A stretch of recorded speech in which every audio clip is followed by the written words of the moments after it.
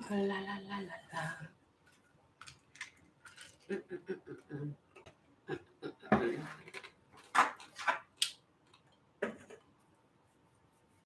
Hello, sexy souls. We're going to do this again today. Today feels a lot better. Feels more like we should be able to do this. Yes, I am still in pajamas. I did put a brassiere on for you, okay? So I want to hear it. I got my coffee. La la la la. Iced coffee.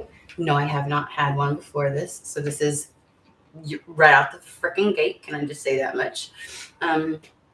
Yummy. Okay, so I'm excited. Today's energy so much better. So much better. Yesterday was weird as fuck. All right, I took that one down just because like whoever it's for, they had to have gotten it at that point because it was some weird. It was just weird.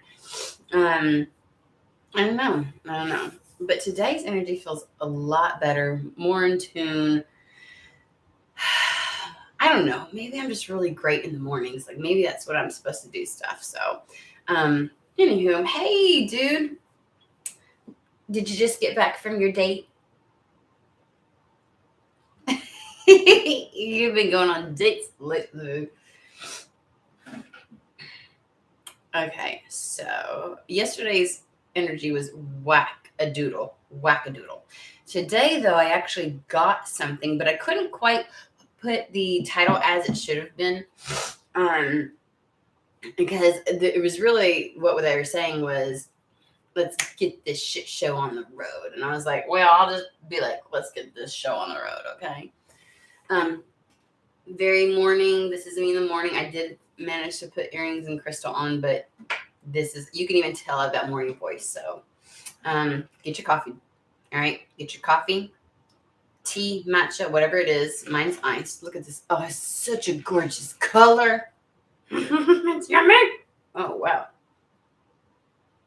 Anywho's, let's get this shit show on the road, right, don't we?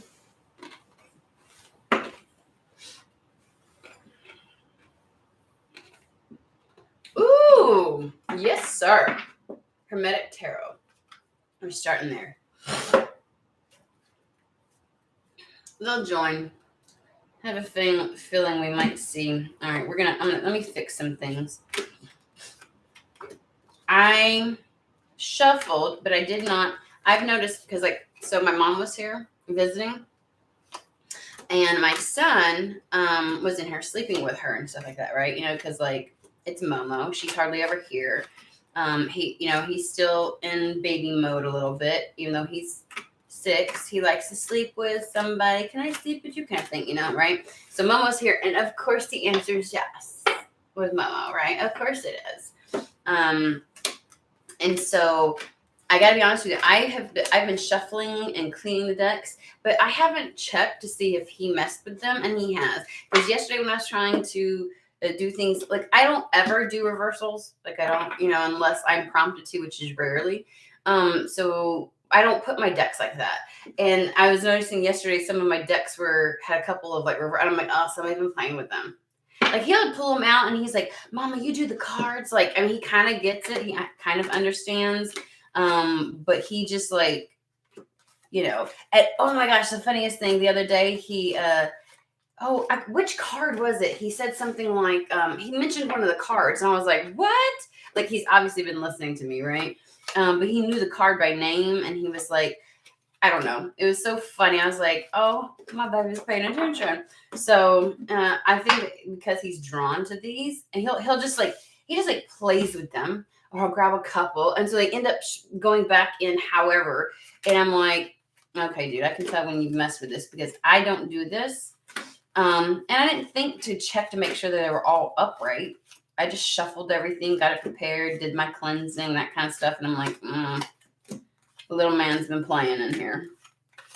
And of course, I was sleeping somewhere else because my mother can't, she can't go up and down stairs. She can't, that kind of stuff. So pardon me while I fix that. I'm like, okay, dude. I can always tell. Usually it's just one deck, but after 2 weeks of him being in here and unsupervised, I have no doubt that he was playing with cards and stuff. Probably not all of them. So, and I had my desk the other way because usually he plays with something that's over here because it's the closest, Anywho. All right, on the split, we've got 6 of Wands and Ace of Pentacles. That's what I'm fucking talking about. That's what I'm talking about. Let's see here. Okay. And when I go back to look at it, the Ace of Pentacles slides down and the Death shows. That does not normally happen. That was on purpose. This is some kind of resurrection that's happening. Resurrection. A very successful new financial beginning. Alrighty. And I'm feeling like I might play around after this reading. So if you want to stick around, I don't know if I'm going to do any individual readings or whatnot. But I think that we might do 2 readings. I don't know. I'm feeling it though. I'm feeling the energy today. Not so much yesterday.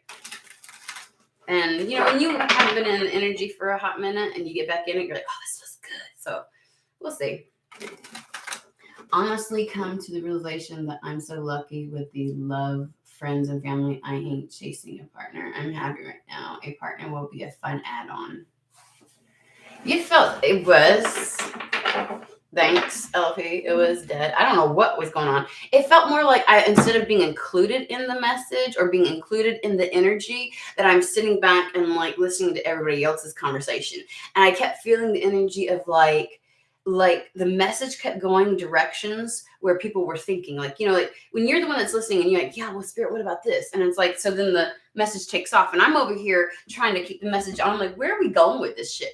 And it just felt like I was not involved, which I understand at times, like I just need to go where the energy goes, but it really felt like everything was being at the mercy of the people that were watching or other energies. Like maybe there was so many whatevers. And I was like, why is this not, usually it's kept within a boundary and there's a parameter around it. And it just didn't feel so tapped in. And I need to be tapped. Like I was tapped in. I don't know how to explain it, guys.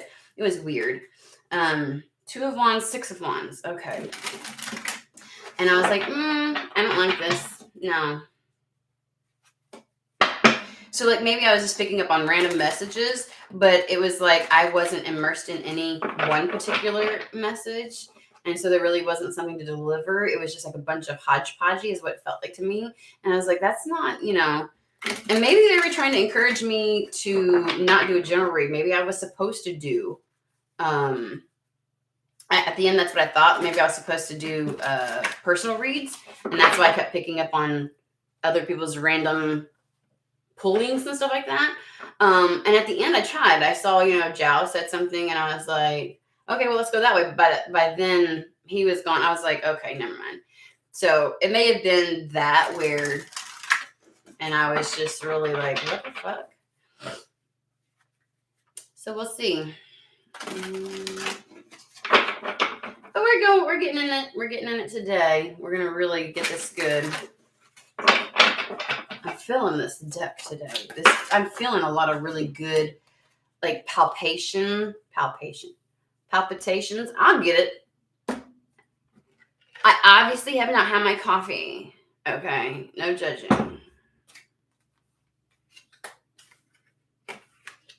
Bitch, what did I just say? The death card was peeking out earlier, and it fucking came out again. That was intentional. I knew it. Woo, this is some good shit. Okay, this might be trying to hit on what we attempted yesterday, and it just wasn't coming through. Like it just wasn't, things wasn't hitting like it should have. I knew you was gonna get on here, Manishka. Hello. Today's much better day. So we're gonna get into the energies. Get your stuff. Yes, I'm perky right now. You can still tell that I have morning voice because I really haven't done much today. This is my first cup. La, la, la. So you get to watch me. You think I'm perky now. Just saying. All right. So when there's 2 cards on each side, or when there's an even number of cards on each side, obviously the center card becomes the overall energy. It's this resurrection energy. It is this death process. The ending of a complete cycle, like to the point where that shit is so singed it's ashes, right? Get it? Phoenix rising, this resurrection type of energy, because the death card is all about, the whole point is one ending transitioning into a new beginning type of thing. But they're bringing me to, not, we're going to focus on the resurrection or the new door or the new path or the something new that's coming out of this, the birth, the rebirth. Thank you. I was like, why does resurrection not sound so right? But we're the rebirth. So there's a birth that's happening. We're not focusing on what ended. We're not focusing on, but there is an ending. Okay. So that we're talking about the birth of something new. On each side, we're still heavily immersed in the energy of the feminine. So whether you are a man, woman, non-binary, whatever you identify as, does not fucking matter. Okay. When you comes up in here, unless spirit specifically tells me if somebody has a vajayjay or a tallywhacker, which happens on times because I guess for specificity, like for the message, it needs to be said. And it's only to help someone understand, oh, it really is about me. Otherwise, we're in the energies of feminine and masculine. So if this is for you, you are either, I was about to say you're either in feminine or you need to be, but they're like, no, they are in feminine energy right now. There is no, because this is rebirth. This isn't the getting ready. This is the I'm ready. So again, yes, I think whatever was attempting to come through yesterday is getting to have a bit of a day. Because on one side, we have the high priestess. Ooh, bitches. I love this energy. Can I just say? This is literally sitting exceptionally well in your divine feminine. Being well rooted in your power, your truth, being in touch intuitively, being open, like your crown chakra, I'm really feeling is very open to downloads, to intuitive hits, to guidance. But I also feel a lot like, not so much that something like messages are being given to you, but you are so tapped into the overall etheric collective energy that it's you that's tapped in. It's not like spirit trying to filter something through some kind of a channel to you. I feel like you are aware. Like there's a marrying of your intuition, your higher self, and your human. So it's like there's not this separation. There's not this like having to me, sometimes when you like when something comes in a download, it's like having to come through some kind of thick filter in order to get to you to where you can understand it, right? And it feels like there's no filter. Like spirit doesn't have to bring this in because it's almost like seeing with your third eye. I am seeing things in real time intuitively. Seeing things in real time intuitively.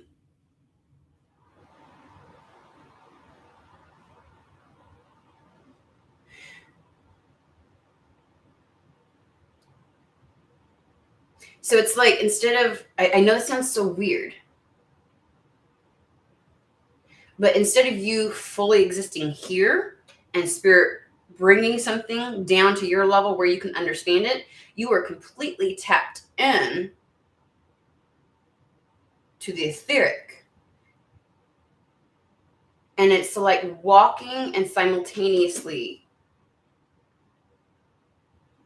being human and spirit at the same time. It feels a lot like me, like the way it would feel for me, where I can be walking and see something, but also see my reality as well.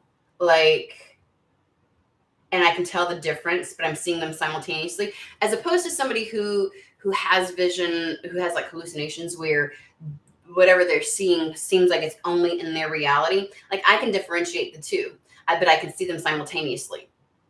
Right. So when I have something in my, like I can see everything that's happening around me, but I can also see like a layer over it, like a projection over it, something spiritual, like a vision or a spirit or something to that effect.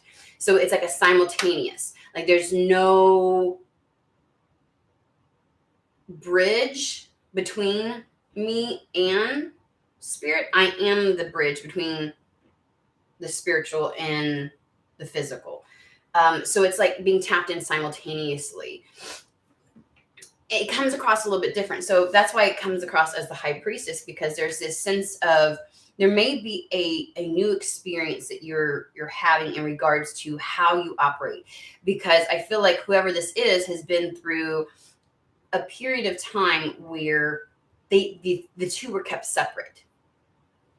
Like, which is what kept you feeling like you were clamoring to get guidance, is what they're saying. And so it was like you kept like a divide. Like, here's my human existence, and spirit will bring me something rather than me tapping into it. So it's more like you're doing more of the legwork than spirit. Like you're tapping into the spiritual realm and you're seeing that simultaneously to existing, rather than expecting spirit to bring you the information.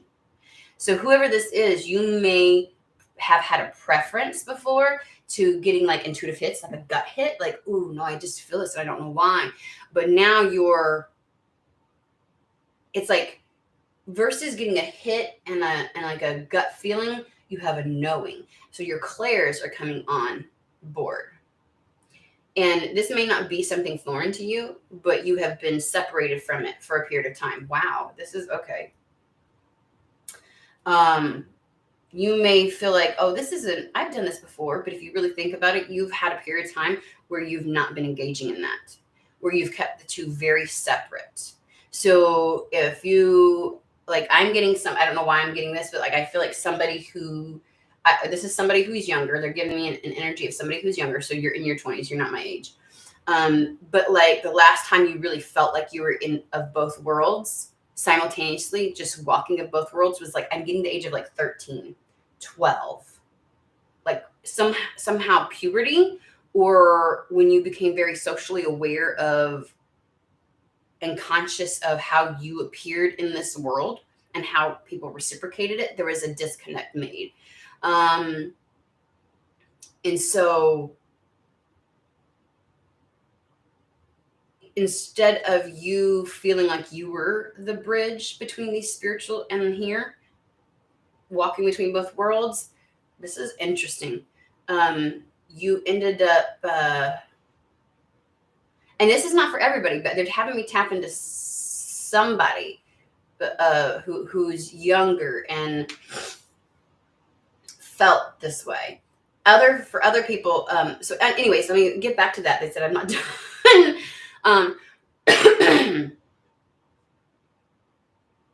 Like there was a discomfort or just a natural evolution in your life that had you step out of that, of embodying both at the same time. You know how there's some people who, we can always talk about, everybody has this capacity, right? Like this is something that we are trying to get the human race to evolve back to. This is something that the human race used to be able to do, and there's been this separation, this divide, this paradigm that was created to create an understanding or a feeling that you are separate from the divine is not within, right? And it kind of pulls you out of your power, all of your capabilities, and there's an evolution of getting back to that. So while we all say, well, anybody can do this, technically no, because a lot of people have not unpacked what is necessary in order to operate in a sense of unity and not in polarity. And so not everybody can do this. And that's why you have certain, that's why you see all these people who are capable of walking in both realms simultaneously. Why people go to them asking them, because they are the bridge. They're experiencing both at the same time. They can give you an understanding of what is happening energetically, spiritually, give you information that's beneficial, but in a way that makes sense to the human, whatever, you know what I'm saying? And so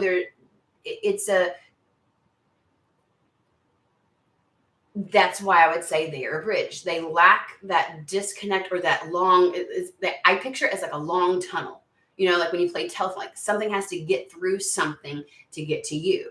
whether it's another person or, a million life lessons or a lot of doubt, your own ego, things like that. There's something that constantly tries to act as a barrier.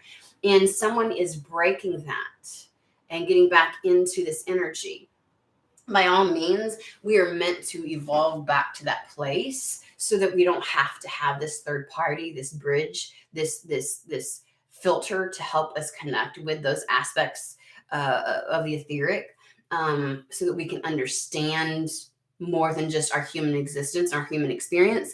But that's just not the case. It is an evolutionary process, and it's not going to happen all at fucking once. I don't care how many times people talk about an awakening or and someone who is a bridge.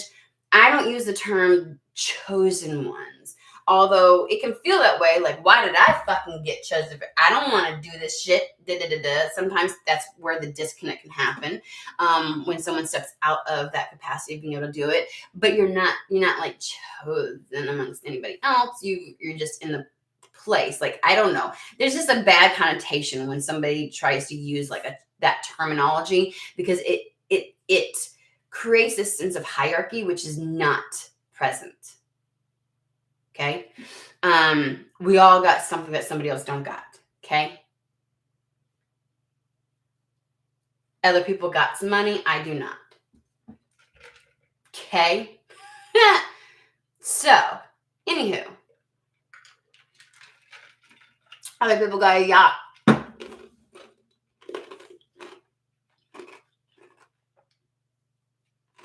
Other people don't have 3 baby daddies. They managed to get it right the first time. You know what I'm saying? There's a lot of things. So we're not going to sit here and pretend like somebody's better than others. Don't do that shit. So somebody's stepping back into that, okay? For others, it's not a thing where it left at puberty or 12, 13 time frame, but you have somehow stepped out of it. And for those where you're older, I feel like I'm talking like 30s and my age, maybe some of the people in their 20s. With this other group, you have kind of like whatever has been going on, I want to say over the last 4 years has caused you to, it's like a dipping in and out, in and out, in and out. Like you have a discomfort of being completely in both,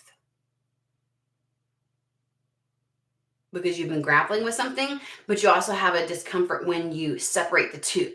And so like, there's this thing of like, when one discomfort gets to be too much, you unify and you're like the bridge. And then when that gets there's a discomfort because there's some kind of something you're grappling with, you disconnect. And it's like, there's been this thing and there's a coming together, whoever I'm talking to, no matter which category you're in, there's this coming together, this energy of feeling like you're in both now. Which I think has helped give you that sense of being really grounded firmly in your inner, like in yourself, in your truth, and in your power. Like your sense of self is really palpable. Oh, there's that word again. I was trying to say palpable for palpitations earlier. No, wasn't registering, because connected to this high priestess is none other than the fucking Queen of Wands who tried to come out yesterday. Which it helps me to understand that energy of being really in the observation of things. Like that might be the reason why that was happening yesterday, is because, and hearing, like I was hearing all kinds of messages, but not in the message. It wasn't like a conversation directly to me. Ooh, somebody's re-experiencing this. Like it's new again. It's like when you are in that energy, you are an observer of so much. There are times I feel like I get information that I'm like, that's none of my fucking business. Why is that coming through? Like, why is that? What the fuck? Like shit just happens and you don't mean to. And there's a relearning of how to have a mastery over this, right? How to wield the energies, how to walk in balance when you're tapped into both. How do I have this experience while walking this earth, not becoming too much of one and tapping out of the other. It's like it's a new, and in that sometimes you get this very calm. I get it now. I get it. Yesterday it felt very like information's coming and it's like, okay. And I got that way. Like when I stopped dipping in and out back when, and I learned how to just exist in both. There's a sense of like sometimes like things would come through and like I had to learn that not everything was like a message right now. Sometimes it was a little bit of peace, and I didn't understand why I would get certain things. Like, why am I getting this? Sometimes things were about greater societal stuff. Sometimes it was like spiritual information. Sometimes it was like, and I had to learn where it was like, instead of me feeling so attached to whatever came through, the messages or what I heard, or like somehow I was like the crusader, right? For anything that came through. And I had to, where's this coming from? And who's this message for? And why is this so important? It was like, sometimes things just come through and you just have to allow it. There's a level of allowance of, and there's just certain things that I had to learn not to try to understand right away. And so there's messages that come through and I'm like, okay. Like, it's like I bank it for a later time. Like, I don't know what this is about, but I grab it, I stick it in my file folder. I'm like, okay, at some point that's going to mean something, but it doesn't right now. And I just have to go, okay. Like, literally sometimes with spirit, I'm like, and that was energy yesterday. That was what I was experiencing. Because like I said, this person's very stoic, very, whatever. And I'm like,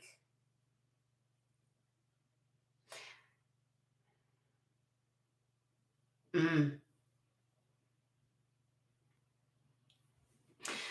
And so there's this new understanding of operating where it's like there's a level of discernment by being balanced between the two, right? I keep getting this feeling of someone floating between two realms, if that makes sense.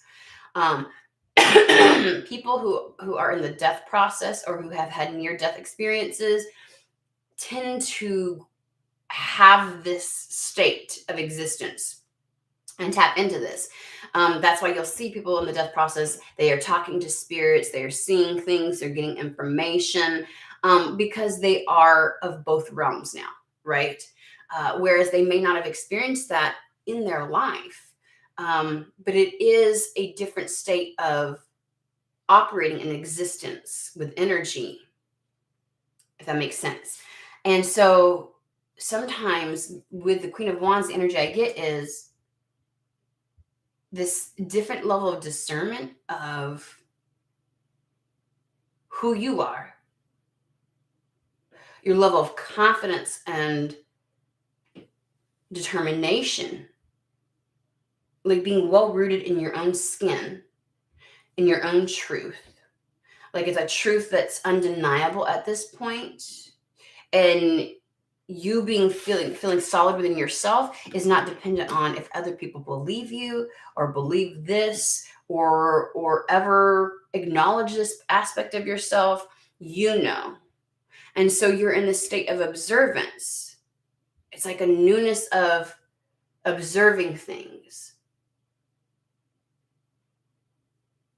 because you're seeing things from a different light. You're seeing things from both aspects at the same time.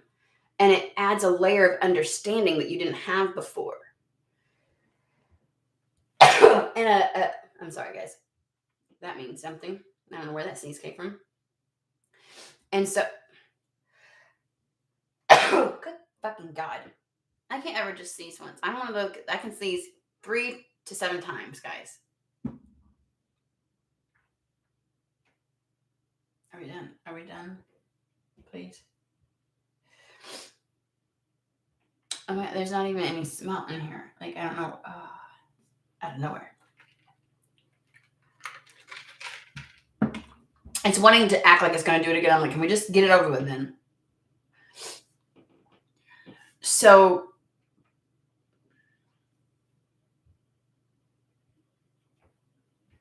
it also gives you a sense of peace.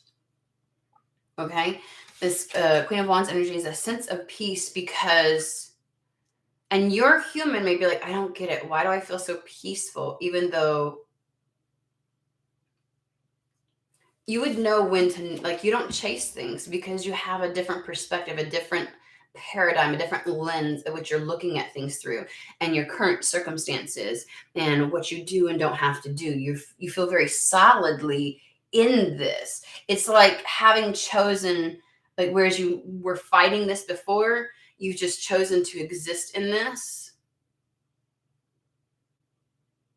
no matter how it looks.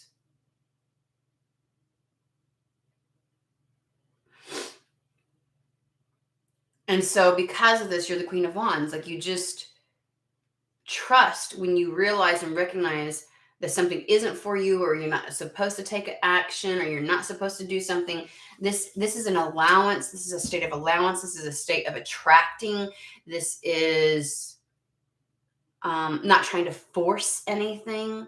And this is just being solidly within your, like, the level of self-confidence and self-love. Because I feel like when you are in the energy of separation is when you experience the most lack of self-worth, self-love, because in essence you're forsaking a part of the self. Instead of running from this new state of existence and experience in this life, you're just embracing it. You're allowing it. You're receiving. It places you in a different, you are no longer in resistance. You can receive now. That's the whole point of the Queen of Wands. This is a woo-woo one, guys, okay? So if you're not woo-woo, it's obviously not for you.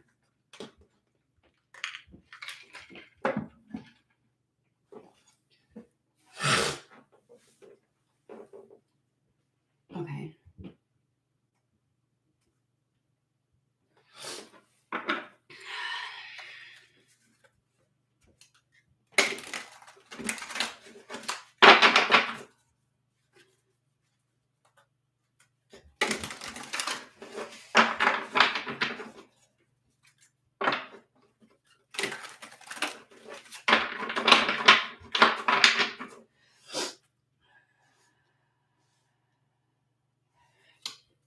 Okay, I felt drawn the other day to go buy a new malachite stone, and I was trying, like, malachite is both for protection, but also like attracting a level of abundance and freedom. And they just said malachite twice to me. So forever who this is for, anytime they bring me to one of my stones, okay, they're also bringing me, I start talking and they're like, and this one too, my Lemurian stone. So whoever you are, you probably have I know you hear all kinds of people talk about Atlantia or Atlantis or whatever those things are, and, like, blah, blah, blah. And so many people have connections to that. And while I know I may have existed during that time frame, my massive connection that seems to be playing a major factor in this lifetime is Lemuria. Like, I remember the time of Lemuria. And Lemuria is when we were all well within our powers and our energies, and we all existed within this, in our original forms. We self-healed. We had capabilities that we've been pulled out from. We were at one with this planet. And we kind of walk between both realms. All of us did. And from that time and I feel like that's why it plays a factor in this lifetime, is because we are now trying to evolve and get ourselves back to that place, which, as you all remember, when we all went through the healing process, and some may still be going through it, it's not a pretty process. Now, imagine what you went through internally playing out on a social scale. This is why we see the extremities that people are going to, people experiencing things in the extremes, the fight that is going on. Remember the fight that would go on between you, and you felt like this, and you kept being pulled towards, and you were like, yes, no, all kinds of shit. How violent it sometimes felt internally. Now imagine that playing out on a world scale, in the public, on a social, you know what I mean? This is why we're experiencing this, because it is a part of the healing process, and it does not always look pretty. It's not comfortable. Sometimes it gets worse before it gets better. but it's a part of the process. And if you recognize that you couldn't deny yourself your process to get where you needed to go, we can't deny this world the process that it needs to go through to get where it needs to be. Okay? So, and that can be difficult. But the whole point of how, as within, so without, is that you have addressed things within you so that you're not as easily influenced. Now, we're still going to be impacted because we are still a part of this world. We are still having a human experience. But to not allow those external factors to take us back out of our truth, back out of our power. We will still experience pleasantry and pain, right? We're still going to experience those things.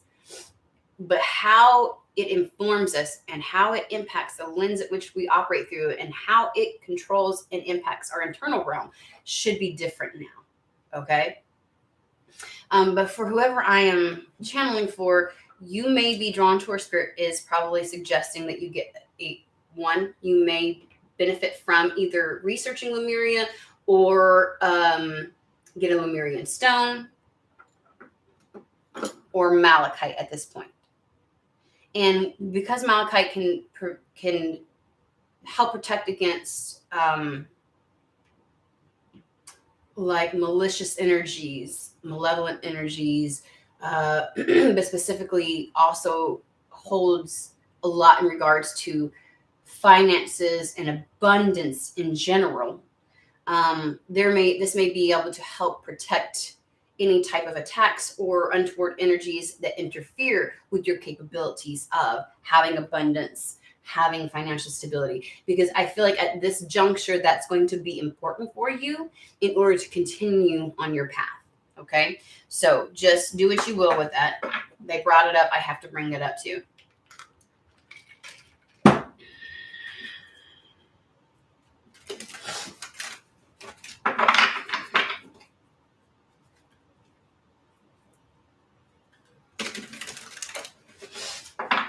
On the split, I saw, and they're starting to give me something. I didn't mention it because like the message is immediately coming through. I saw on a split, one was Last Judgment, the other one was the Knight of Swords, which is literally like Last Judgment, or the Judgment card is the final decision. Like, you're being called to this and you finally made the decision, which is what I think this is. This is why you're in the rebirth process. You're being rebirthed back into who you were meant to be in this existence. But the Knight of Swords is you had to choose, you had to step up and choose, and you have chosen finally. Whether you still go, I don't know if this is a good idea or not, your energy couldn't do the back and forth anymore. And the disharmony was too great, so you've stepped fully into, if that makes sense. And you're like, well, I'm here. And that gives me the energy of the waiting. Like, you're just observing. You're in this sense of patience. You're waiting for what is to come. Your power within your body is very strong. You don't feel disempowered at all. You feel very empowered to me. And, you know, that Knight of Swords energy is complete trajectory change. That motherfucker comes in, it cuts out what it needs to, and it gives you it's like a pivot point in life.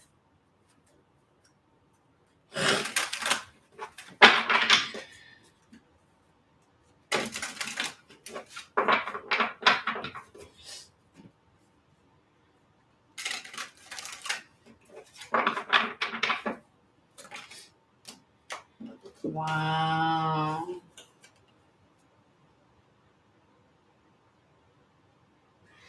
So the sun is shining on the Seven of Pentacles.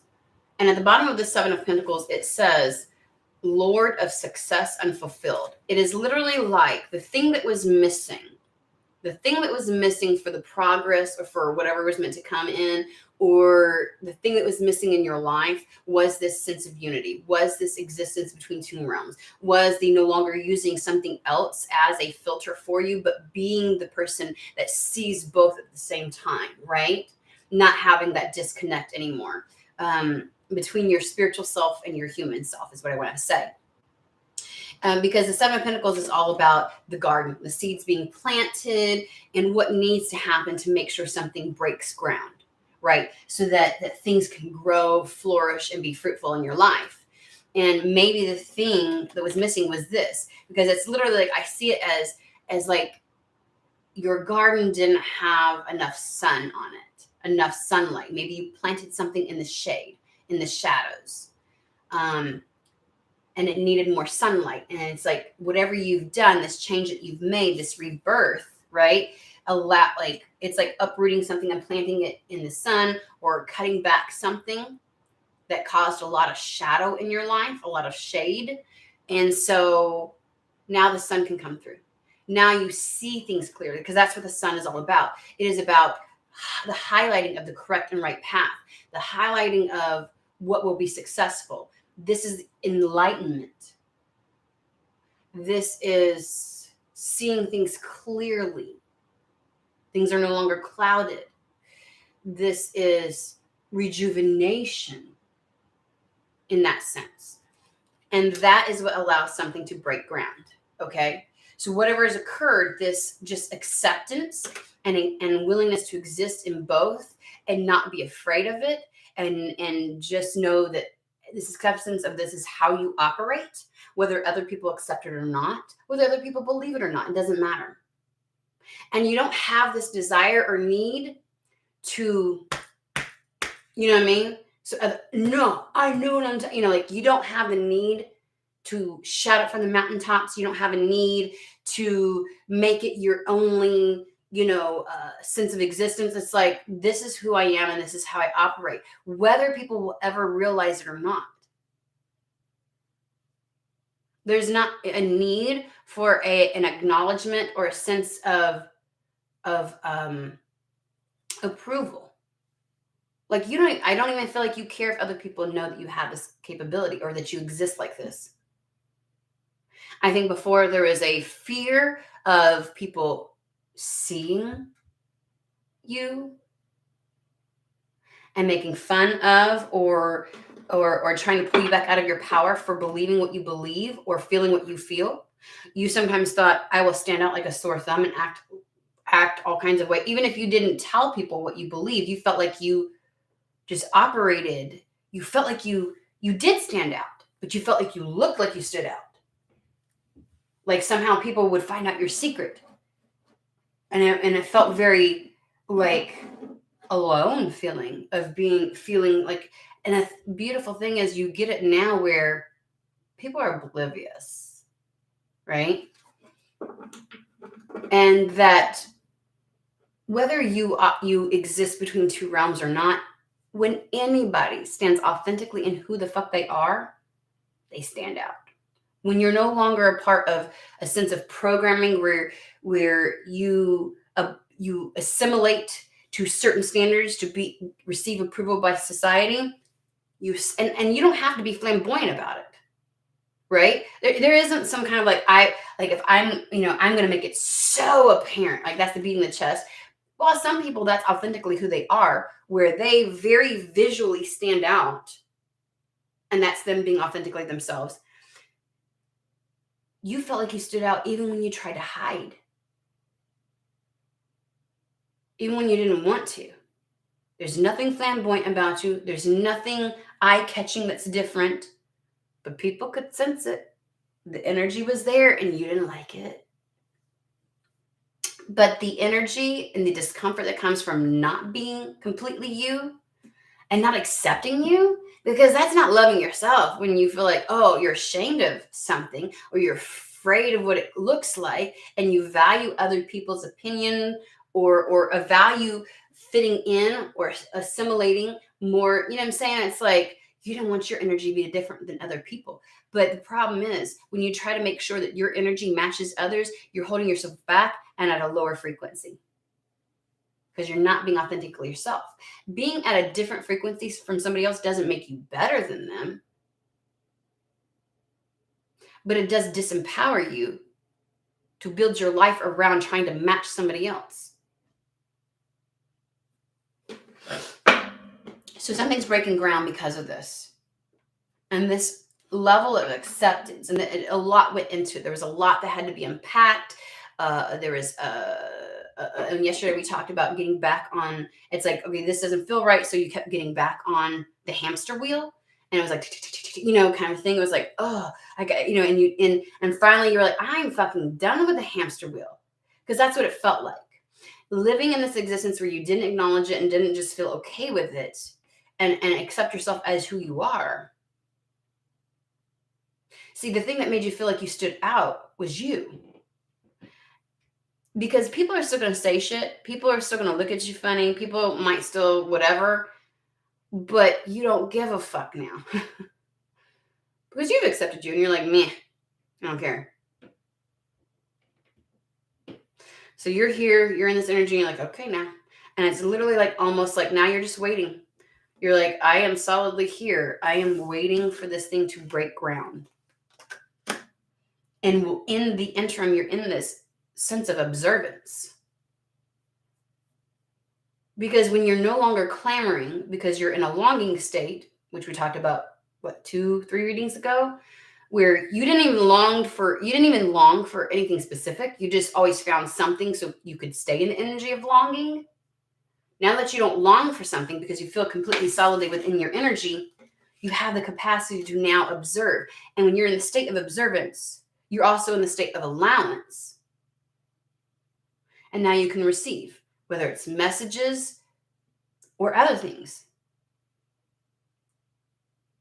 So you fighting it before kept you in the dark, no matter how much spirit may have been trying to guide you. And then some of the messages that would come through, because it had to come through so much, like some kind of filter or something else, came through muddled and didn't make sense. And it was piecemealed. Not only do you have the acceptance of if something is piecemeal, like a little chunk comes in, you just put it in your file and you're like, okay, I don't know what it means yet, but I will at some point. Like, you were in such a desperate energy before, you had to make sense of everything that came through because this could be the key. Like, you couldn't stand feeling like you were in clouded energy and confusion. And really now you're like, so you tried so hard. It's like the wheels would be turning and you would, and then you'd leave it and then you'd leave it. And it's like, it was exhausting.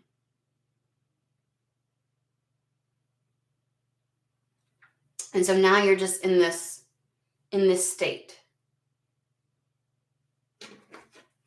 And something's going to bloom.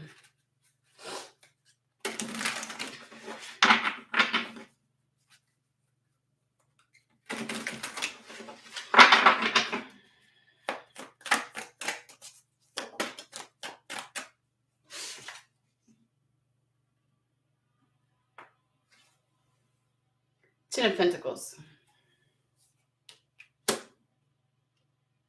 There's something being fast-tracked about going from the 7 to the 10.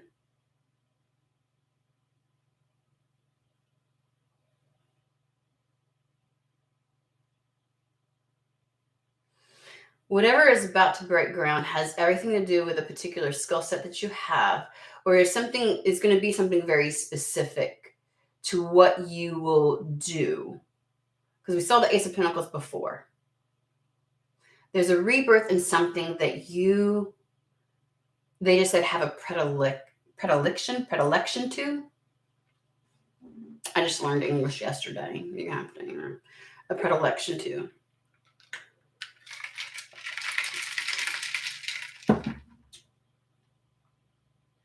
Because they're showing me the journey, but it almost seems so seamless and simultaneous. So they're saying something about between the 7 of Pentacles and the 10 of Pentacles is very pertinent to this time frame. So something's breaking ground and you're going to begin to see it. And it has something to do with something that's very, it's 8 of Pentacles is a specific skill set that you hone in on, something very specific work ethic wise that you dedicate time and energy to, comes naturally to you. It's like, because it breaks ground, you can now put a lot of focus on it. Because, Seven of Pentacles, garden, you put some things out. You don't know where to direct your energy yet. So what's about to happen is something's going to break ground for you. Something's going to come in, Ace of Pentacles. And now you know where to put your energy behind. Queen of Wands, waiting, observing. It's going to come. It's not something you have to force.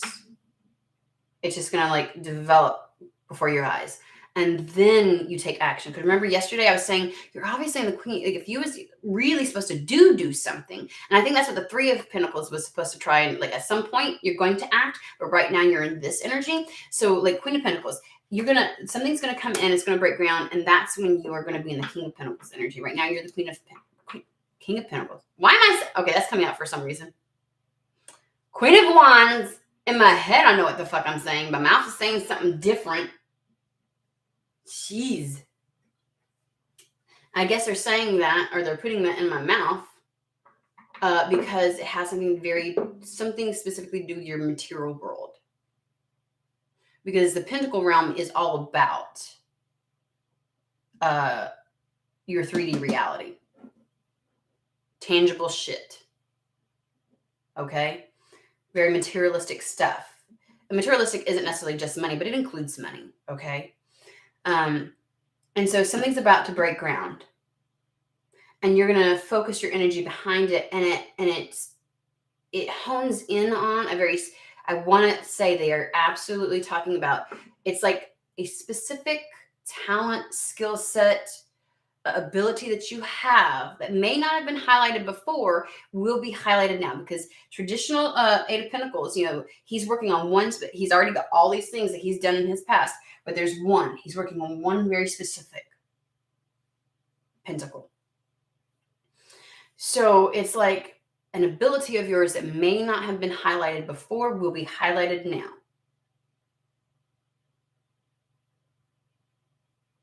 And it puts you in a Nine of Pentacles, very independent energy. You get a sense of freedom from this, freedom of movement, it was what I want to say.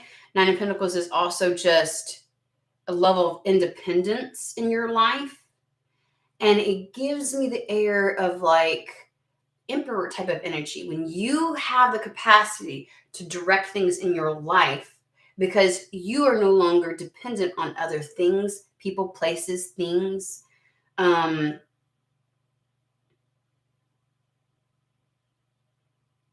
some, this is cultivating and doing a skill set where you like it gets the energy of like somehow this is something that you specifically do. I get a very isolated energy with the Nine of Pentacles. They're showing me in this deck the Tower. The Tower in this one is all about singular energy, but like independent. So it always gives off this like maybe it would be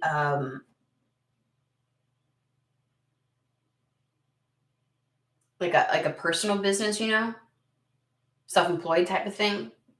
But I'm not getting that that's exactly it for everybody.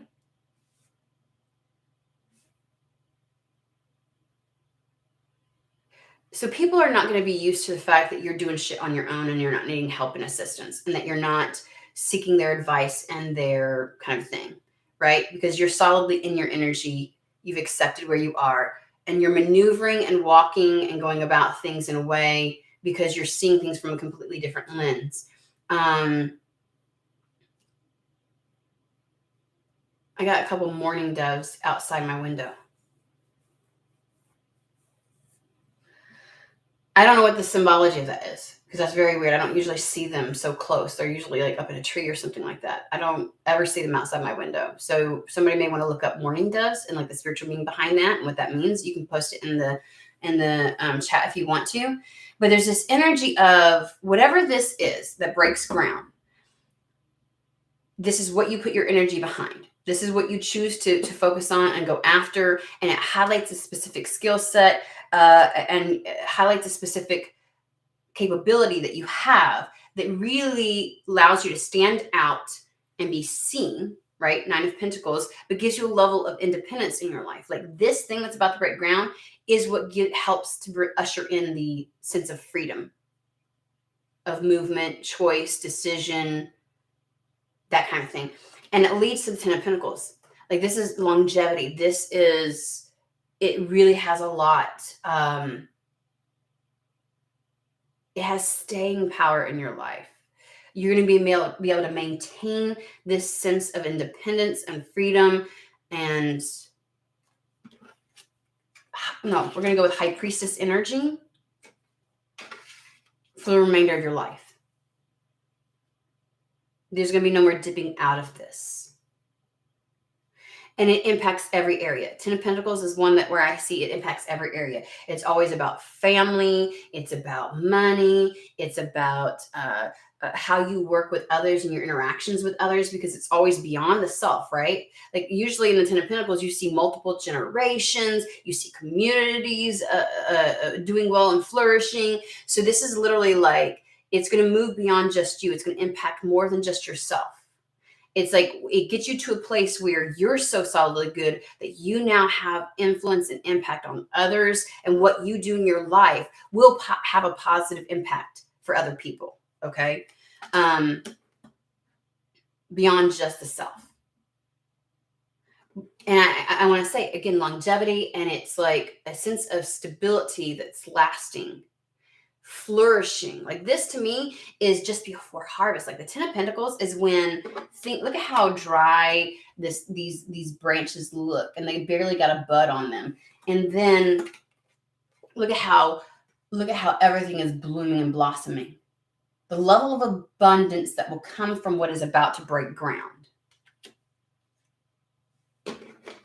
So let's ask what's about to break ground then. Like, we get some kind of inclination and understanding. They want the new era elements.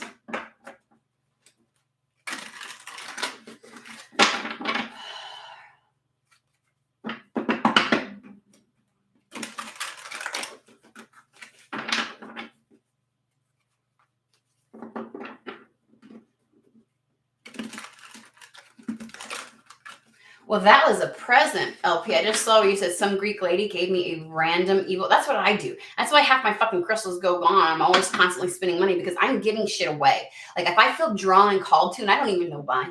I don't know why. But you know what I mean? And like, do you know how many times I like to collect? I was at Mount Shasta. Okay. In Northern California, Mount Shasta, very spiritual place. And I was with a group of people, and we were going to all these different waterfalls and stuff like that, right? Because that's like my thing. And because I was on the way back, and there was this random dude. I swear he looked so like he lived outdoors. He had the long beard, the long hair, very hippie-like, but grungy, like he's been camping out for a long time. Almost like he was somebody's guru somewhere. I don't know. He was just, and he was posted up. There was this big log post that was up, right?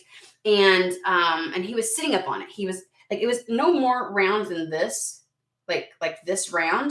And he had both his feet on it, and he was squatting on it. And as people went by, he just did different things for every person. Like, everybody that made it back to where our cars were, they're like, oh my God, this dude did this. And everybody had something that was very specialized to each one of them, right? He didn't do the same thing for everybody, but everybody felt like, oh my God, how did he know? I'm walking by, and he sees me, and he smiles, and he puts his hand out to give me something. And I'm like, oh, and just me, I'm like, what is it? And I was like, oh, it was a rock, y'all. He handed me a rock. And I don't know where he got it. I don't know what it was. It was a beautiful rock. It wasn't like a crystal. It was a rock from somewhere, but it was gorgeous. And I was like, how the fuck did he know? Like, just that morning, I went to several other different places, and I look and I find rocks and I collect them. I have rocks from Italy. I have rocks from I have them from everywhere. And I was like lit the fuck up. This other person, he jumped down and gave him a hug, and he said something to them. Another person, he did something else for, like he did like a blessing. I don't know. It was so weird. And he said shit to everybody. And we were all kind of straggling. So nobody really knew what the other person got, and didn't see all of it. So we're all exchanging. And like, this person was so in touch. You could tell that he just was in touch with the world around him and with the souls that would pass by him. And like, he went with he was this kind of a person. He was this kind of a person. And he just like I don't know how he read people like this, but people came back crying. They were just like, and I lit up. I was like, oh, like he could just see me. I was like, how did you know? Like, he didn't give anybody else a rock. I was like, oh my God. Everybody loved him. They're like, oh my God, he was amazing.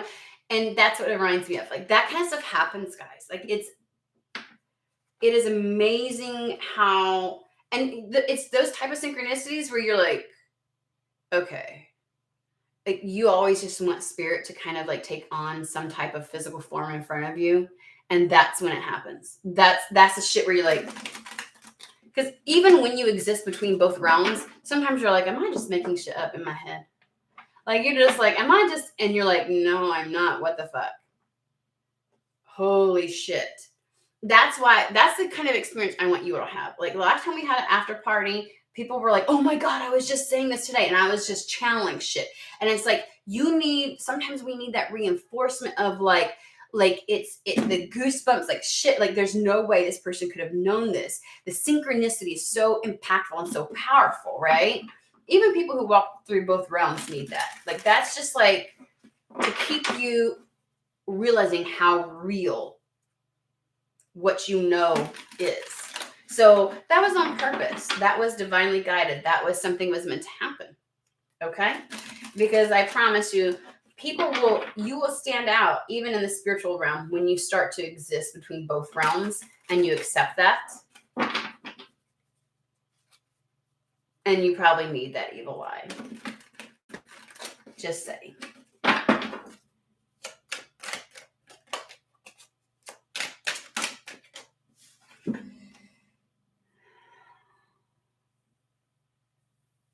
Talking about synchronicities, guys. Okay.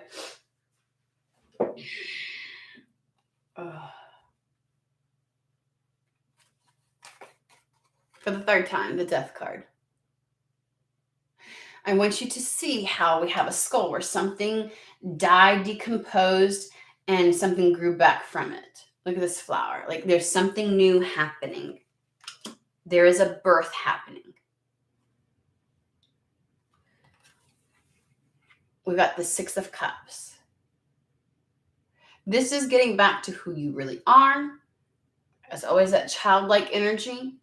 This is happiness. This is enjoyment and fulfillment of life again. It's like a rebirth of joy. And then we have the Son of Earth, which is the Knight of Pentacles. You're going to enjoy, like this is going to bring such joy and happiness and play back into your life. That's literally what I mean, look at these kids. And I just talked about a waterfall, but look at these kids playing in the spring, the sprouts, those things that like shoot up and they play in the water. That's what this is. These kids are just enjoying themselves. Whoops.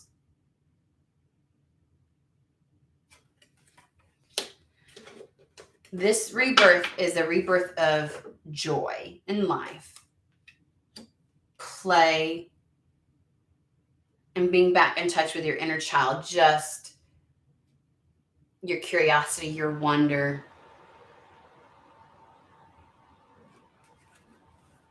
Let's talk about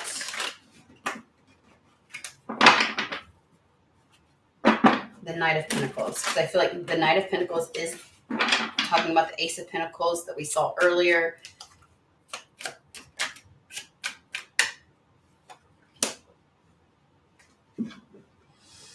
Well, this one, I don't know if you could see it. I might need to help you all look at what I've got before me really quick. Okay. Because it flew out and it just went like this. What is about to come in literally is an exceptionally abundant, they want me to say offer. I want to be careful of saying an offer because we always assume that it means a person's going to approach us and whatever. Like this is like a full cup. Okay, here comes the sneeze. Okay, sneezes are comfort. Oh shit. They come out of fucking nowhere. Like usually there's something that instigates my sneezes, can I just say? I feel like sneezes are confirmation. I don't remember what the fuck I was saying at the last sneeze where I had to stop and sneeze, but it must have been important and it might have something to do with this. So you may want to rewatch this at some point and make the connection between the two because I don't fucking remember. But the fact that I sneezed as soon as I was like, I don't know if I want to say offer the, so that's the word they want to use. Okay. Like, don't limit what an offer can look like, but because if we have the Knight of Pentacles and the Knight of Cups, that's something coming in. That is a new opportunity, a new offer. And then I swear to God, synchronicities galore, especially after we talked about it, we've got the Ten of Pentacles again. And at the bottom of this one, it's called wealth. Look at the fucking abundance, the bounty that happens. Whatever this is, and of course with the Knight of Pentacles, it's always a full cup. Like, this is something that's going to pour into you. It's going to be so exceptionally beneficial for you. It's also going to be something that you can trust. It is very integral. Like, you don't have to question it. You don't have to. You guys, I just heard something land behind me. Like a bead. It's like.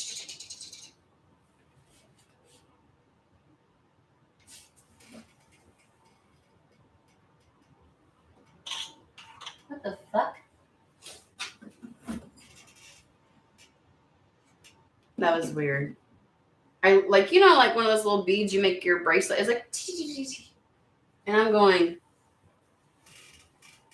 I looked at my belly button ring to make sure it wasn't that. Like, it wasn't that. I'm like, it was like right here. And it's none of these. There's none of these pink things on the floor. But I can't imagine that would be that loud. Okay. Now I'm just getting goosebumps myself. I'm like, okay.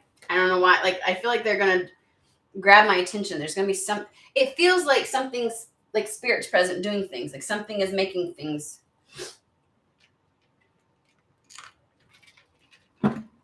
It's a woo day, guys. A woo day.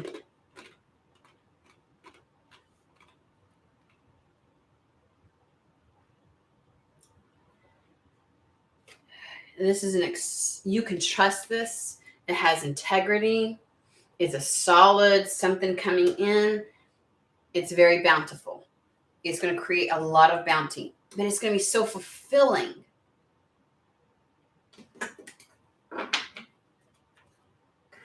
So Spirit, what I'm getting is it is something coming into someone's life. It's going to create growth.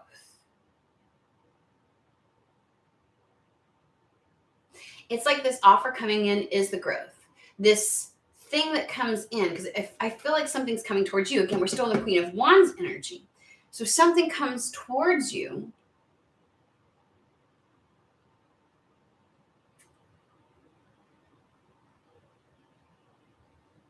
And the thing that comes towards you is the breaking ground, the Seven of Pentacles. Like, you've been waiting to see something break ground, like in the garden, you wait for the seed to finally. So something's out there, and the act of something coming towards you is the actual, what they're talking about when they say something's breaking ground. Okay. So it is the something that's coming towards. So what is it? We're going to get into some of now sometimes we can get in trouble when we try to do this, right? We can leave it open to like giving us multiple different scenarios, or they may get very specific. Hold on. They want me to start with, well, that's funny. A lot of times when we pull this one out, Divine Doors, it's the first one. It's the first one. It's usually the first deck, but they're wanting me to pull, they literally just pulled me to do this one first, and then that one. I'm like, okay. Oh.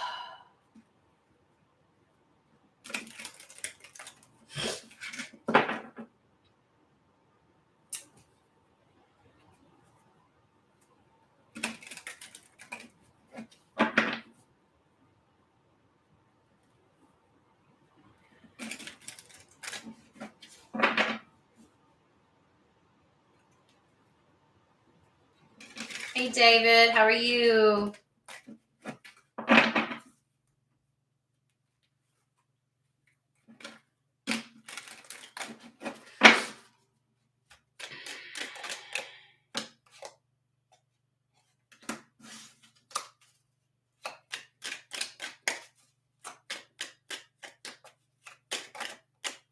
Okay. Whatever is coming towards you is an opportunity to create memories. Coming through so fucking loud. Whatever is coming towards you is like an exciting, it feels like they just said a one-off, kind of like, man, this doesn't usually happen. Like the fact that I get to try to do this is really cool. A one-off opportunity. Like it doesn't come around much. So I feel like it's a fuck yes. That's what I want to say. Whatever this is, it's a fuck yes. Because we've got secret sketches is what what it says. And that one says, wander and seek the familiar and friendly kind, which we've talked, I was trying to say familiar earlier, remember? And I was like, familial. I was like, what the fuck? But draw memories and sketches for others to find. It's like enjoying and going on an adventure or doing something that you didn't think you could do, but like it's going to have, again, 10 of Pentacles, an impact on others. Like you doing you allows other people to do them. You're just like this no holds bar kind of energy. It's a very exciting, like, yeah, like it feels adventure-y a little bit. But I don't want to make it sound like, ooh, I'm going to go climb Mount Everest. That's not what I'm talking about. It's just like, ooh, oh yeah, like I don't know how to explain it. And then like it brings a lot of joy. Like whatever it is, it perks you, it'll perk you up. It perks your interest. It's a yes. Nectar of sweetness and joy it brings. The hummingbird's healing as medicine it sings.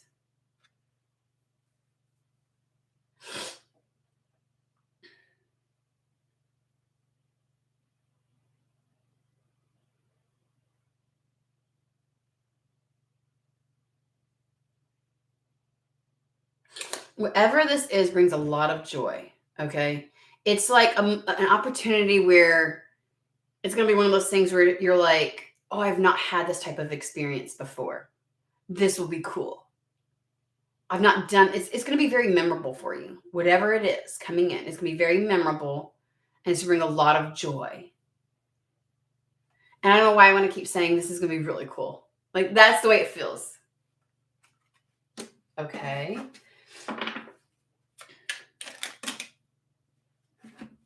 You discover your path and sacred walkabout. They want me to stop there. Like, this could be the thing that leads you to. That's why they were showing me the 7 of Pentacles going to, oh, shit. The 10 of Pentacles. Let's go through that journey again. 7 of Pentacles, this offer coming in, or this opportunity coming in, is the thing breaking ground. It is that seed popping through. Then there's a discovery or a highlight of a skill set that's very particular to you that may not have been highlighted before. 8 of Pentacles. That then brings you into this level of freedom and independence. So whatever this is will lead you to discovering something else for you, like your path. I don't feel like, and it could be, it feels pretty monumental. And the fact that whatever this is doesn't feel like it comes around very frequently. It's not like going out to eat with somebody. It's not like going with friends to the club. It's not like, that kind of thing. It's something different. It's ooh, I haven't done that before. You haven't done this before. It may not be such a foreign concept, like, oh my God, whoever does that? But it's like, it's just something you haven't done before. And you're like, ooh, yes. It's a fuck yes. It's like, it lights you up. But in doing so, this little offer is going to go from the 7 of Pentacles to the 8 of Pentacles. Something's going to be highlighted. Something that you're going to want to put your energy behind. So either that thing turns into something else. That thing, doing that thing introduces you to something else, or it's like the domino effect, like this coming in and you doing it leads you to meeting a person, which leads you to learning about a new career field, which leads you to, that kind of thing. It's like a domino effect, right? And then by doing that, by taking the 7 of Pentacles offer and going and encountering the 8 of Pentacles, where like either you discover a new skill set through this adventure that you do, that you're like, I could fucking do this. Like, fuck yes. And then it takes that gets leveraged because you put your energy behind it, and it gives you that freedom that you've been wanting, which is the 9 of Pentacles, and then leads to the 10 of Pentacles. It's literally like your path. You discover your path. Literally, the first sentence, you discover your path by taking this. You discover your path in sacred walkabout. The sacred walkabout is just going out there and doing and being led, right? Finding meaning in all things. It's like, whatever this is, it could be the thing that you discover at some point, oh, this thing is the thing that I want to do, or it could be the thing that connects you to and helps you to discover the thing that you're going to do. Like, something is going to flourish and something's going to have staying power in your life. But whatever comes in feels very, very luring. Because it's a fuck yes. Bless this space. Your sacred space holds the soul to bear. Palo Santo or sage will clear the air.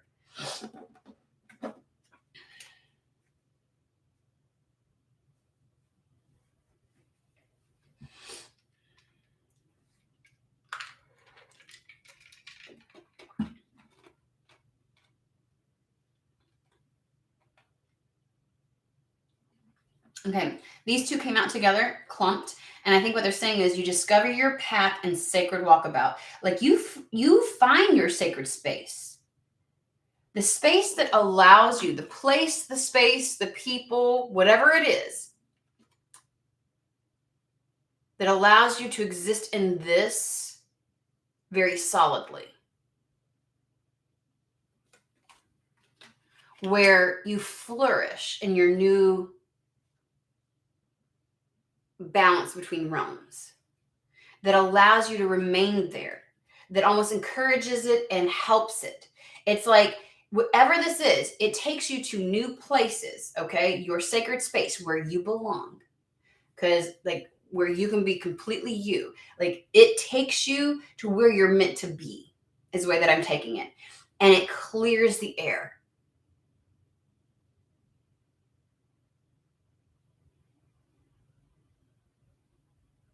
To me, that feels, I'm finally free. Like, I finally get to be. Bottom of the deck, begin here. There's a process that's about to happen. It's going to be like boom, boom, boom, boom, boom. We've talked about this before. Do not fear what travel brings. Bitch, I swear to God. I just lay the deck down. Y'all know me. Begin here. Do not fear what travel brings, my dear. The moment is yours. Begin now, here. Like, don't be afraid to take this offer. Don't be afraid to go it, because it's going to take you down the right path. You're going to go from the 7 to the 8 to the 9 to the 10. Wow. Okay. It's going to take you to your sacred space where you're meant to go. So go ahead and start. Go ahead and take this offer. All right, now we're ready. Oh. You know what I want to do? When this happens for whoever it happens for, I'd love to do a live where we live stream and you talk about how this actually looked and played out in your life. Like, that would be so amazing. Like, what does it look like when we start talking about this, and how did it really come about? Because I feel like there's going to be a lot of synchronicities. We talked about synchronicities. We talked about, like, things, you know, us being like, oh shit. You know, that kind of, like, stuff's been happening. Sneezes has been happening. Like there's been emphasis on certain things. And I feel like that's the way it's going to be. It's going to be like, because you're in observance, you're seeing things now.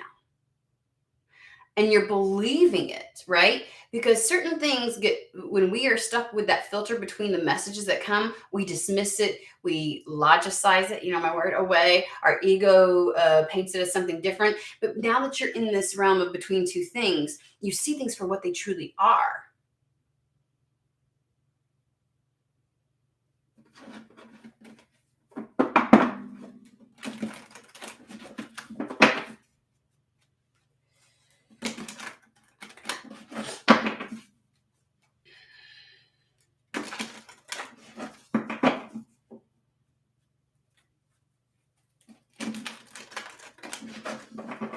Like, there's going to be events that just happen. And you're like, oh, no way. Because you're willing to see it as such now.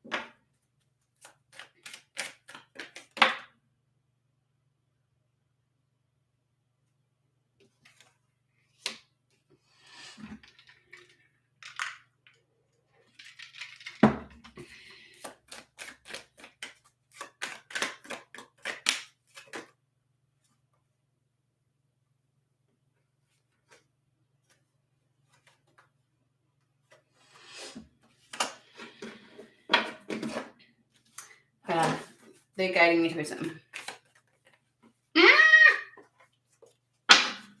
I'm going to clarify it through the cards real quick.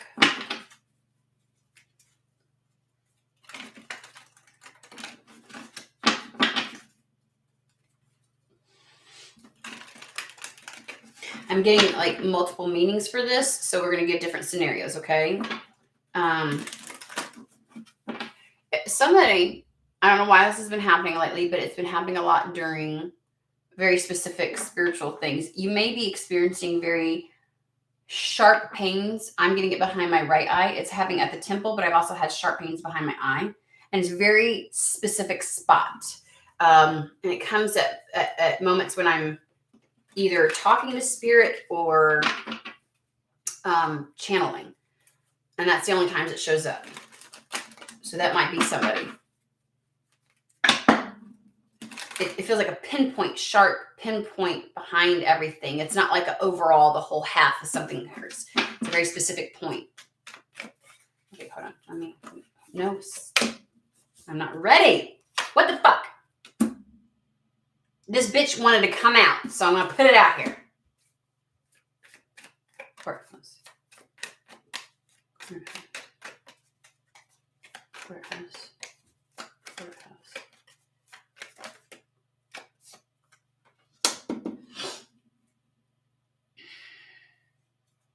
Be more specific, please.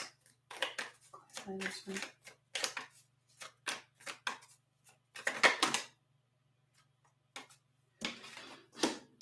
Why did I do that? I don't know why.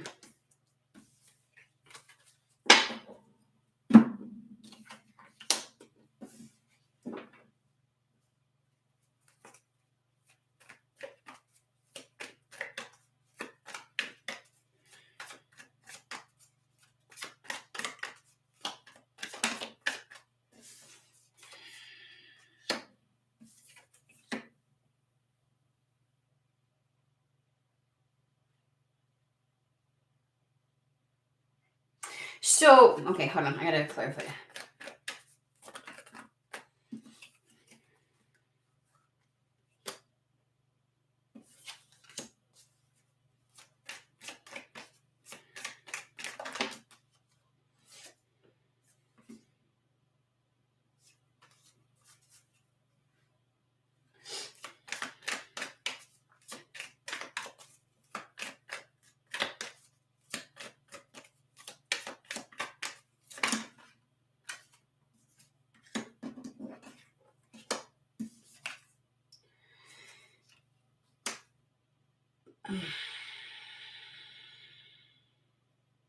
Okay, let's get into this. All right. I'm going to pull these back up and go another direction. I think we're going to get multiple scenarios, guys. So we're going to talk about how this is going to evolve, what it's going to look like for various different people, okay? First and foremost, I kept seeing this when I was shuffling and splitting and all that kind of stuff, but it's what it is. And then it kept trying to come out. And I kept trying to put it back on and kept sliding. I'm like, what the fuck? I know y'all saw that. Like 10 times. I'm like, dude, fine, bitch. You get to come out. It's a sun card. What they want you to understand is whatever is about to be explained here, even if you think it sounds like, oh my God, that would be bad, You have no clue. The Sun card in the Lenormand makes anything, I don't care how bad it may seem, exceptionally good. So it means that it's not going to feel like this is bad, this is bad, this is chaos. It's going to have a positive unfolding. This isn't the rug being ripped out from underneath you. This isn't, this is like when you say, hey, God, I don't know why I said that. Somebody must say, hey, God. I don't know. I don't do that. When you say, hey, Spirit, universe, God, source, whatever, when you're like, I need to, okay, they're giving me a very specific scenario. Let's say where you live is not conducive to you and you're like, I've got to get out of here. But you also know that sometimes when you've asked for something, like it doesn't happen nice or pleasantly. So like, if you're like, hey, I need to get out of this living arrangement, you're also like, but don't evict me. I don't want it to be where like I'm suddenly homeless. And you're like, well, you want it out, I don't want to have a big fight with my parents where I get kicked out and I've got nowhere to go and da da da. It's like, I need a positive way to get out where things happen in a positive manner and it's a pleasant transformation. You know what I'm saying? Where things just happen beautifully and it's, because here's the thing. We've all done it where we asked for something and how it panned out was horrible. Like it was the most worst experience.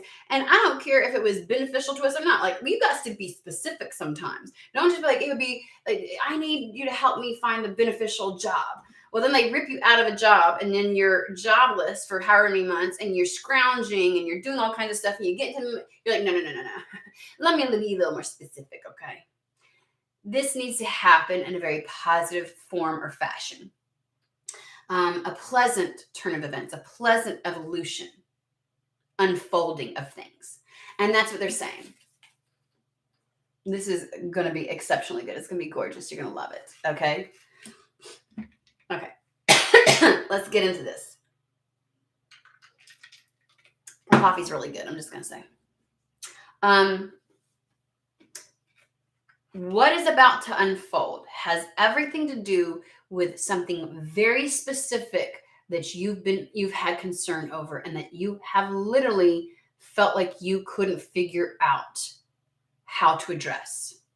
Now, this could be multiple things in your life, but one of the things is very crucial to all the others, okay, is what I want to say. And that if you could address that one, the others would probably be easier to address. All right. So think of it this way. If you're like, which one? What are you talking about? The one that's paramount to everything. And sometimes you may have thought it wasn't as important, but you recognize now.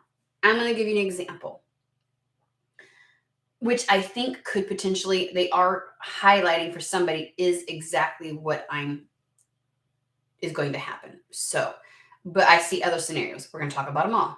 Just buckle in. I'll give you a moment.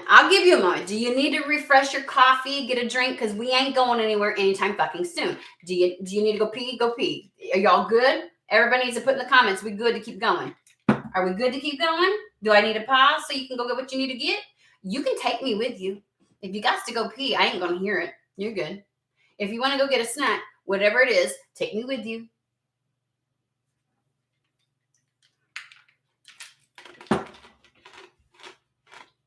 All right.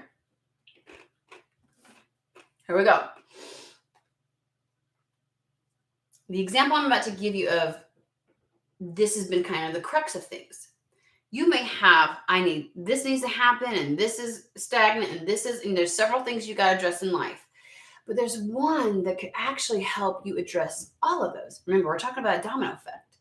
Let's imagine, say, a tarot reader who lives in a community that lacks a lot of opportunity. I'm just going to use myself as an example because that's the only way that I know to do it, right?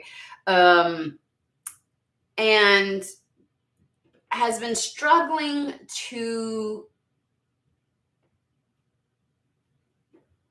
get beyond a certain ceiling in life, right? And it's impacting everything from finances to the home environment to the kids to, and you're like, gosh. And it may seem like, oh, if I just had the money, then I'd be good. I'd be able to do all kinds of things. But really, if you start planning it out, like if I had the money, I could do X, Y, and Z, then you'd be like, well, that still wouldn't answer this, and it still wouldn't answer this. Okay, so it's not the money. What is it? What if the money, the kids' schooling, the home environment, like the lack of opportunity and growth could all be answered by moving somewhere else? Oh, the sense of panic, but how could I do that? I don't have the money. I don't have the kids, da, da, da, da. And they're like, you don't have to worry about that. Now, I don't know if this is going to happen to me. I will take it, Spirit, if you fucking do it. I swear to God. I swear to fucking God. Now, that I do say. I don't ask God for anything, but I'll swear to fucking God. That would be nice. There's a lot here that's not me. But I'm just saying, like, what if the answer was getting out of where that person lives and everything else would be taken care of? And you may be thinking, well, how the fuck can that happen?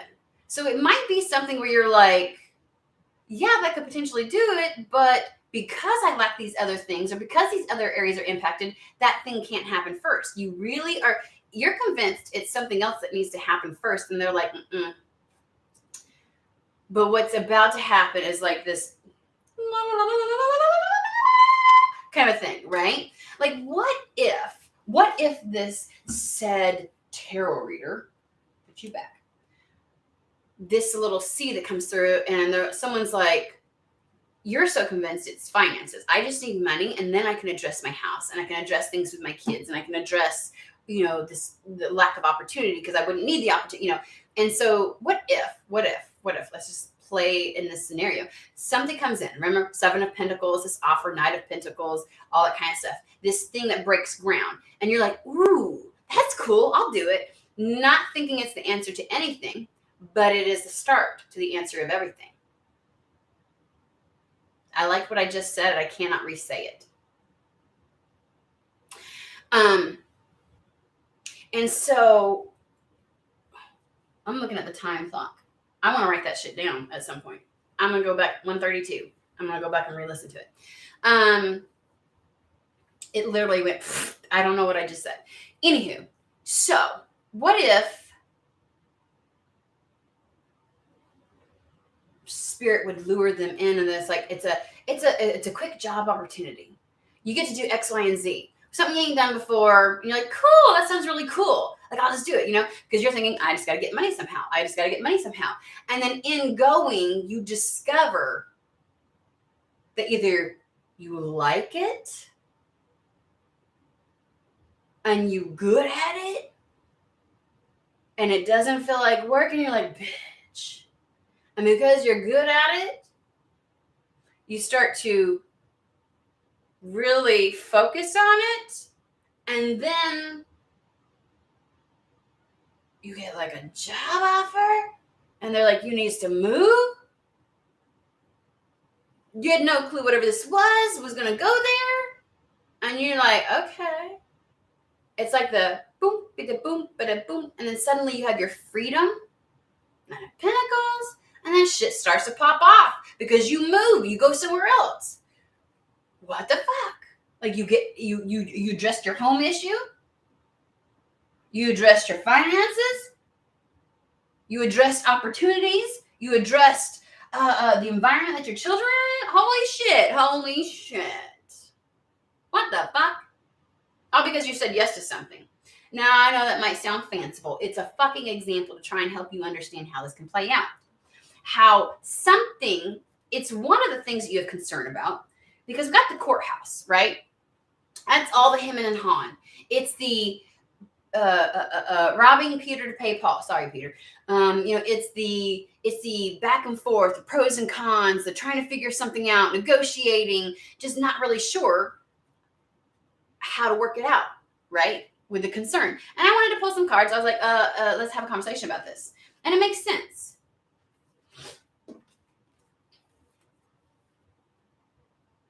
It's an area that you're stuck in. Obviously, that's why it's a concern, right? We've got the anchor and the bouquet, which makes everything positive. Again, this is positive. It's like a positive turn of events or something positive in regards to an area that you feel like you're stuck in, okay? And you know you got to get out of, because the anchor is pulling up anchor and going to different shores, okay? And whatever this is, you've really tried to figure it out. It's probably one of the things that you had mental gymnastics about. You've spent time, him and Han, trying to like negotiate with the universe, trying to figure things out. It's one of those. But it might be one of the ones that you didn't feel like was as important. You knew it was an area, but it might be the key. It actually impacts those other areas if you really give it some type of thought. Like maybe if I didn't live here, I'd be able to find a job. Maybe if I didn't live in this town, I'd be able to find a job. And then I'd be able to take care of my finances. And then I'd be able to get my own home and move out from my parents. And then I'd be able to Like, it's like, maybe it has everything to do with where you're at. Maybe it has to do with, whatever. So this is like positively removing you from something, pulling up anchor and getting to something else. It is an area that you've been very confused about. So that's how I know that I'm like, oh, okay. So this is something that you're stuck in. This is something that this is talking about. They're trying to tell you more about what's coming in, because that's what the question was that I had. And they're like, so it's specifically addressing something that you've felt stuck in, that you know you need to get out of, that you've asked for a positive resolution to, you've been kind of confused about. That's what this Seven of Pentacle, Knight of Pentacle energy is addressing. It's an opportunity. So the opportunity is addressing that. Okay. Then comes in that meeting that we were talking about. New contacts. This courtship card is either about a business interview,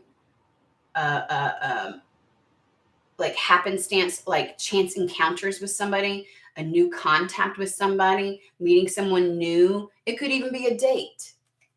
But there's a new person, a new something coming into your life, a chance encounter, a chance opportunity.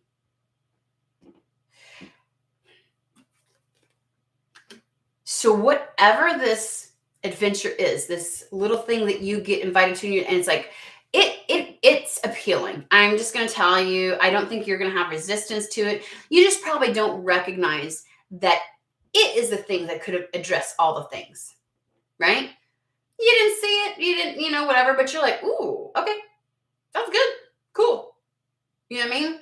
Like, I don't think you're putting as much weight to it. Okay. It's a fuck yes somehow. I feel very like, I don't even feel like it's something that you would want to say no to. But it's also something that you haven't done before. Look, write this shit down, guys, okay? As I'm saying it, all the clues, write it down. Write this shit down. Make yourself a little whatever, okay? Is absolutely everything I say going to be for you? No. But if you start noticing that a lot of that shit does apply, you're going to be like, oh, well, shit. Okay? Okay. That's what it feels like. So there's going to be a new person enter into your life, which we saw yesterday in some of those reads, which was trying to come through, and it didn't make no fucking sense. I was like, who the fuck is this person? Who is this person? Blah, blah, blah, blah. There was like a masculine that suddenly arrived, and like the feminine was waiting. Like it was the wealthy man, right? And I kept saying it felt like a person. I don't know, the person that has the capacity. I don't fucking know who this is. But there's going to be some kind of chance encounter or new meeting, or potentially a date. Like this could be a date that you're going on. This concern, like this opportunity, this chance encounter, this by happenstance, this meeting, this opportunity, because this courtship is a lot of things. It is literally like an interview, meeting somebody, a business meeting, a pleasurable meeting. It could be friends. It could be a date. It could be something social, but it's like a coming together or encountering something, right? Or it literally is taught. It literally says new contacts in there. Okay. Whatever this is, this chance encounter is between the opportunity and the house card. What this means is, whatever this is, whatever is the thing, like you may not even realize how it impacts those other areas. I really get this sense of you not giving it the weight. You just think it's one of the things. And maybe you think one of the other areas of concerns, if you address it, will answer or deal with or help this other area of concern. But it's I just heard ask backwards. You got to ask backwards, okay? Actually, this thing is going to help the other things. I get this feeling of I'm seeing 4 different things in front of me. Like there's a couple of areas of life or certain things that you're like, I need to address this.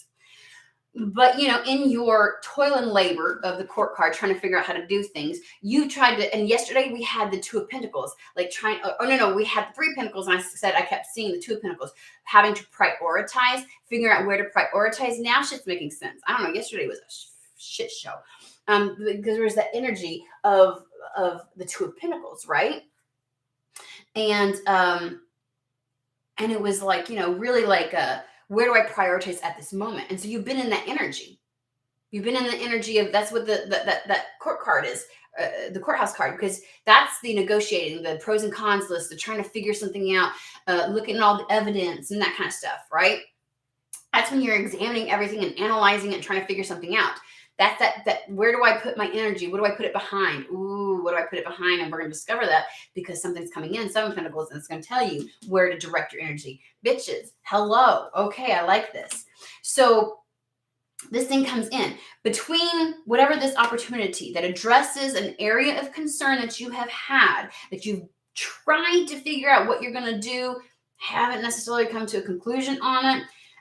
But you're hoping for a positive resolution, that it happens smoothly, because you could see how if that area isn't addressed, it could go badly. And you're like, shit. And you're like, can it just go happen smoothly? Again, I do feel like this is whatever.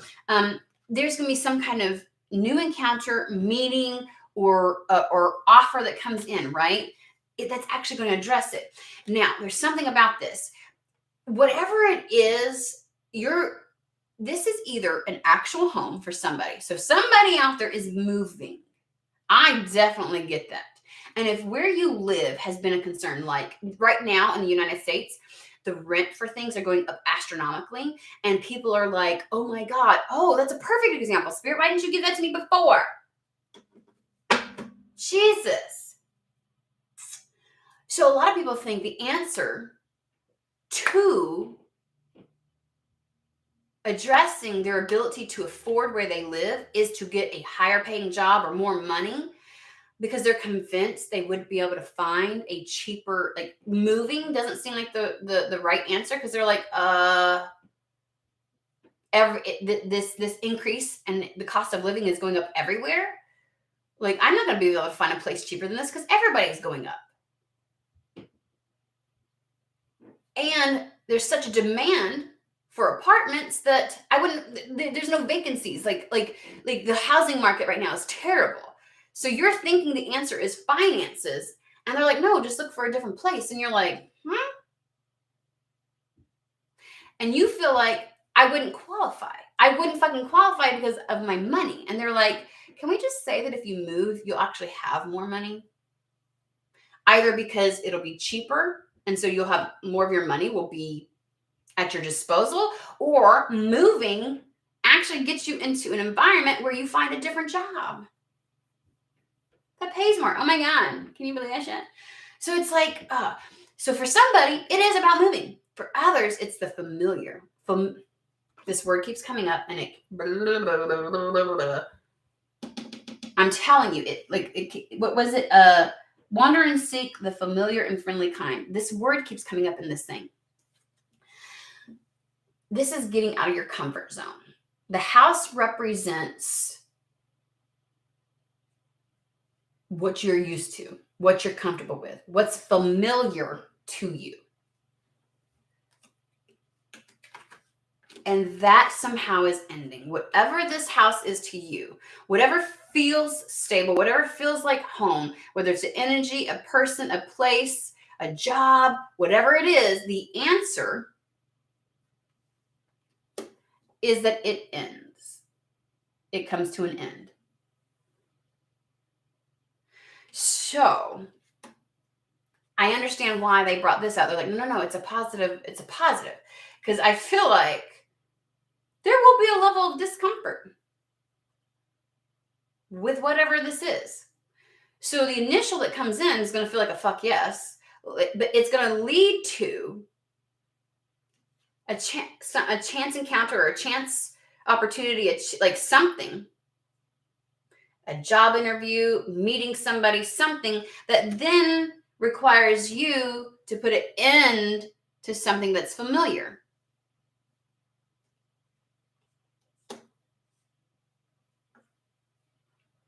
Either you leave a home, even if this is a person. Like, what if you meet a person and you're like, oh my God, I'm so in love. Shit. And it leads you to want to move closer to that person. And you leave what felt like home to you for so long, or what felt stable, or whatever your idea of stable was. What if this is, you realize somebody's like, hey, I'd love for you to do X, Y, and Z, and I'd like to contract you to do that. But you can't because you have a job. But you really want to do that, and you're good at it. You're like, oh, this is a cool opportunity. And so then but to do that, to do the opportunity, you'd have to quit your job because they want to contract you for the next 6 months full time. You can't do both. And you're like, oh. And what you don't realize is that's the answer to the thing that you were so confused about. Because you thought, I got to work my way up in my current job, or I got to find another job that's like my current job that pays more. And Spirit's like, surprise! No, you're not going to do any of that shit. You're going to quit your job. And you're going to go do this. And then you're going to realize you're damn good at that. And much like the Three of Pentacles, yes, fuck. That's where the commission came from. You're going to get commissioned for something. Remember I said they're saying commission. Damn, today's reading makes much more sense. So much more sense. Holy shit. Somebody might get offered to do something, and it requires you to leave the familiar, right? And that's the answer, to leave what is familiar to you. To do a completely different job, to go out on your own. I did get that solitary energy, which is the Nine of Pentacles. Ooh, you're going to realize you're good at something with whatever this opportunity is. Oh, there's so many scenarios, guys. There's so many things coming through. Take what resonates, leave the rest. You're going to know if something's for you or not. Trust your judgment. You're floating between two realms, you know. Okay? But you end up leaving something or quitting something or not doing something. You end up stopping it. You end up doing whatever's familiar. So, okay. So this could be a business meeting. This could be meeting the new encounter, the new contact is encountering somebody that's going to offer something to you. It could be that's what the offer is. It could be, come out here and take care of this for me. And somehow that gets on display, like the Three of Pentacles yesterday. It's on display for other people to see because I was like, people are viewing it. That's what the Three of Pentacles is you're creating something where others get to watch it. But I kept hearing the word commissioned. So for somebody out there, okay, you've been worried about something and your answer is you think that you have to go about it a different way. You've been confused. You've been trying to figure it out. You think you got to get a better job or you got to get a job in a certain field. And lo and behold, you're going to come across something. Somebody's going to offer you something. And you're like, okay. You know, and it's a fuck yes for you. Weirdly enough. you're just in the energy to accept it. You're ready. That was the other thing yesterday. You're just ready. You're just ready. You know what I mean? Had it been 3 months ago, you'd been like, no, I can't because I have to leave my job. And I swear to God, that was the energy of spirit going, why is this bitch getting back on the hamster wheel? I thought what the fuck is happening? Is she serious? And just because you were the Queen of Wands yesterday, male, female, doesn't matter. So like there's this thing where it's like, you're going to get an opportunity and it's going to be fun. And you're like, okay. And lo and behold, you realize there's a whole new skill set, bitch. What? I knew I was getting that for a reason. Or you may be moving house. You may encounter a person. Like you might go out on a date that feels uncomfortable. You get out of your comfort zone. This person isn't anything like you have dated before. And yesterday we got something where it was like an older couple or somebody in your life isn't going to like who you choose to date or is going to have something to say about it. That could be your scenario.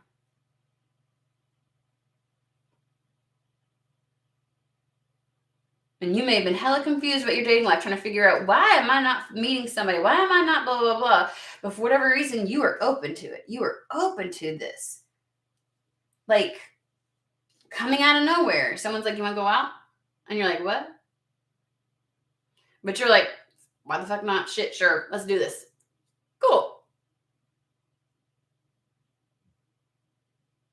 You don't realize how stepping out of whatever this comfort zone is, whatever is familiar to you, or leaving this house, or how moving or associating with people you've never associated with before is going to be the answer, because it brings about great fortune. Like it just does. Like it's such a, we've been talking about synchronicities, and they keep saying, however this is going to happen, because there is a leaving something from behind. There is a leaving something. But it happens in such a positive evolution that it's like, this is so fucking cool. I keep getting the cool thing. And it's like the synchronicity. It's just like that guy that handed me the rock. I'm like, what the fuck? Like it just feels so, I'm not panicked at any point. It might have some discomfort, but it's enough to lure you in, because it's like a fuck yes. Like, why the fuck not? Okay, cool. Let's do it. I just feel like you're going to, and it's like, because you're in the energy of being able to just sacred walk about. You're like, you know what? I'm going to find it in the doing, in the accepting, in the allowing, in the receiving, in the just trying, right? Why not? Whatever this is, it addresses the area of concern in a way you hadn't thought of before. You really didn't give it weight like you should have. But this thing that comes in leads from one thing to another. One of those things is, even if it's a person, like with the Eight of Pentacles, there is a sense of, the Eight of Pentacles in a relationship energy feels a whole lot like finding where you want to put your energy, who you want to pour into. Finally deciding, I'd like to put some focus on this one. And it doesn't feel hard to do that. You may have felt a lot of resistance before with a lot of people. Like you didn't want to follow through, and I don't know, and I gave the example of yesterday where it's like, my person's not here in this state, so I don't even try. I'm like, when people are like, ooh, and I'm like,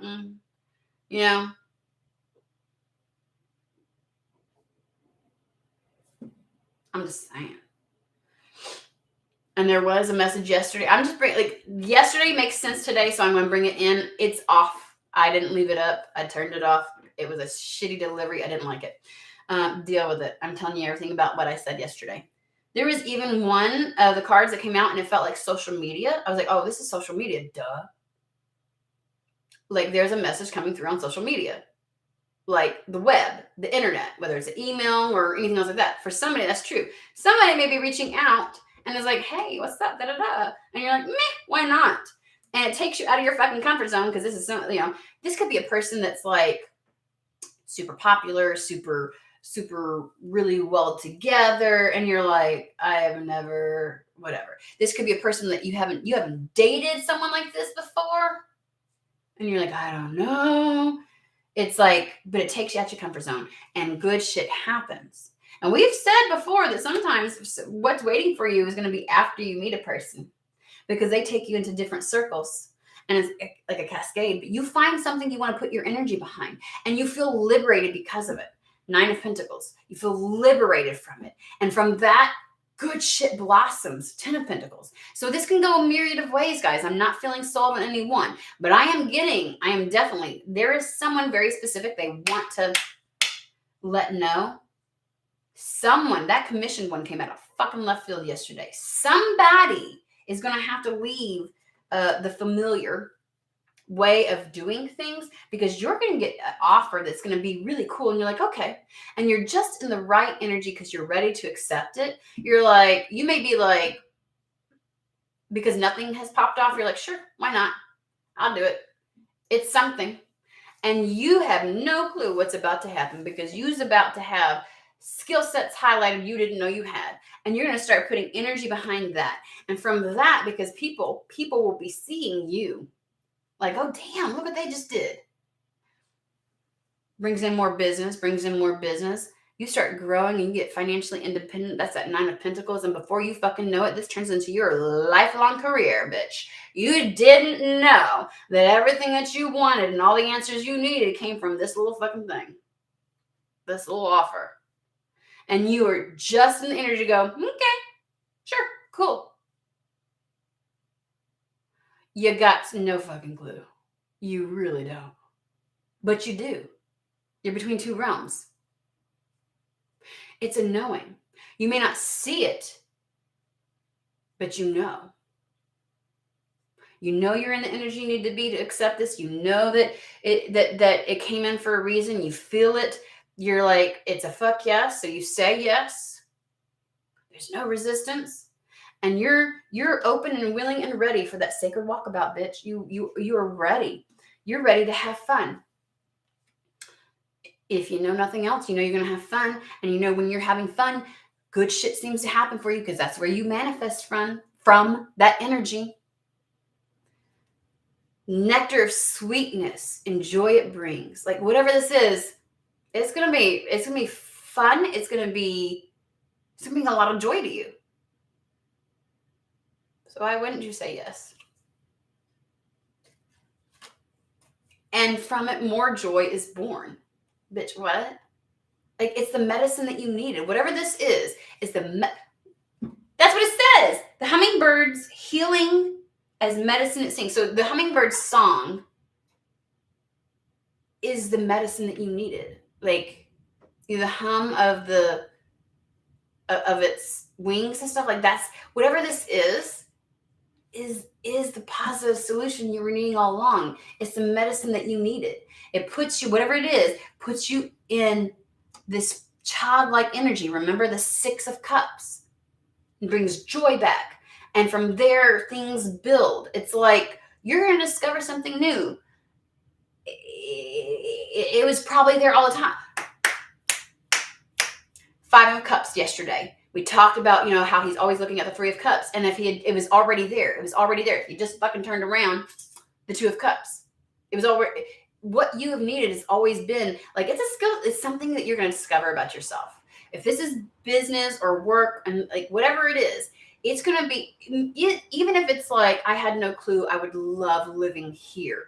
And somehow you get an opportunity to move there and you're like, are you shitting me? And life just seems so much better and you're such a better energy and you're enjoying it again. You love where you live. So your kids are flourishing or your partner's flourishing. So then you're flourishing and then you attract things and things start happening. And now that you're in this new place that you absolutely love, you've got more opportunity and then you get a different job. Like it's like shit just blossoms. Great fortune. Like you just don't know. Letting go of a home, what has felt familiar to you, a comfort zone. And literally, you just do it. You're just going to do it. Like there's no resistance to stepping out of this comfort zone. Whatever the fuck is coming in, a person, a job, an adventure, you're like, you wouldn't have said yes before, but you've got zero resistance now. You're in the energy of allowing and receiving, the Queen of Wands, and it just fucking comes in at the right time. And it is the Seven of Pentacles that breaks ground and allows other things to come in, because you're just going to say, sure, okay. You've got no clue. We have the Lovers. For some, absolutely could be love. For others, it's something that's in alignment with you. It's something that's coming into union.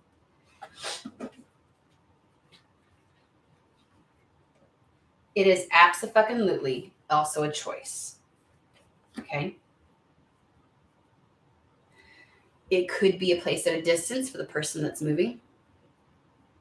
Somewhere at a distance, right?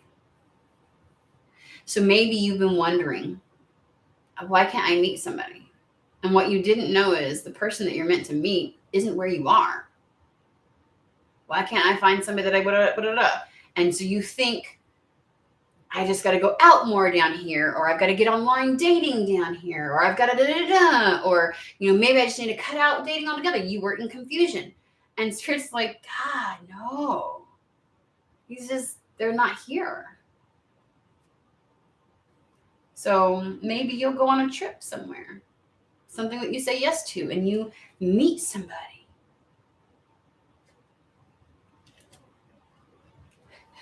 That's not at home. Not at home. Not at home. That you meet somebody that's not at home. You meet somebody somewhere that you're not familiar with. You're out of the familiar. Out of your little comfy comfort zone. And like I said, this is something you didn't see. And it feels like it feels very one-off. Like, oh shit. Like the chances of this happening, very synchronistic, all kinds of things. Like you're like, well, damn. And voila. You meet a motherfucker. At a distance. Like a whole new path opens up. You meet somebody new at a distance. You go somewhere, you go a different path, and you meet somebody new. Or this great fortune leads you to choosing a new path. It just happens. Somebody commissions you, you do something new, you leave your old job, and you realize you're good at this shit. Holy fucking shit, people are paying me. And I love it. My cup is full. Yes.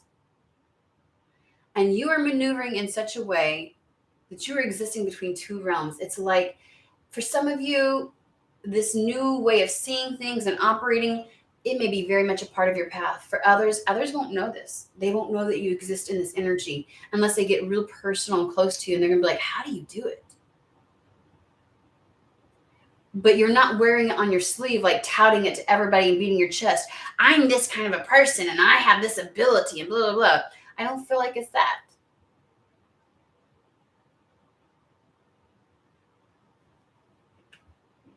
But this great fortune leads you to coming in alignment with something that you choose.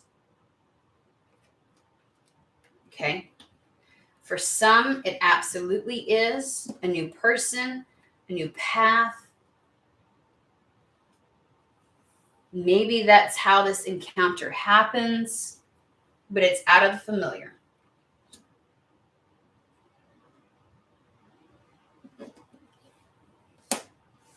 And it happens in such a positive way. It's just a positive development. There's no rugs being ripped out from somebody. And I got to be honest with you, every way that you were looking at all of these scenarios and all the concerns that you might be facing in your life because you've got a couple, you always felt like there was no way to address one without having the carpet ripped out from underneath your feet in another. It always felt like there would be some kind of negative ramification, and it's not. It's not. I am being called to pull again to see how else, because I feel like there's another scenario they want to go over or something else they want to bring. So we're going to pull that, but I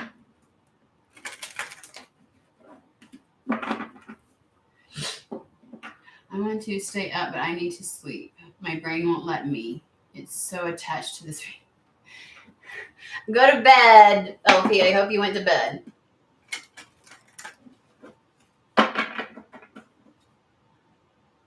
Ha!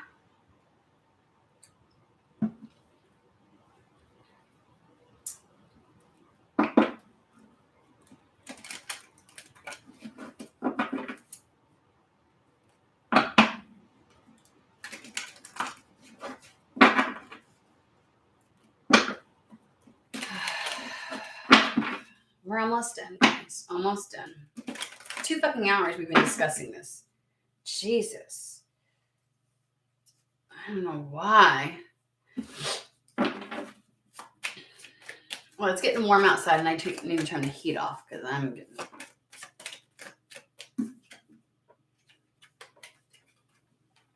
Pathway again, just from a different deck. What do you want to say in regards to this? Shit. Damn.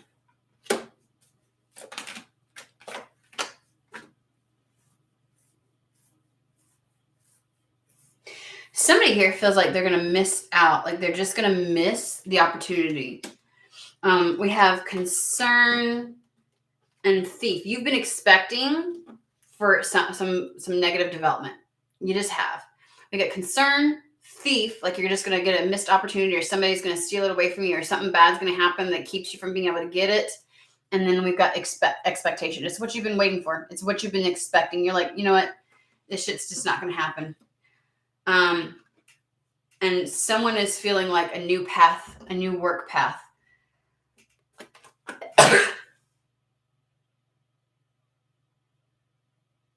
Confirmation. I never sneeze this fucking much. And I don't have allergies right now, guys. I don't have anything going on. I haven't been sneezing at all up to this point. And suddenly I do this reading. And then I say earlier, it comes to me that I'm like, oh, I'm sneezing for a reason.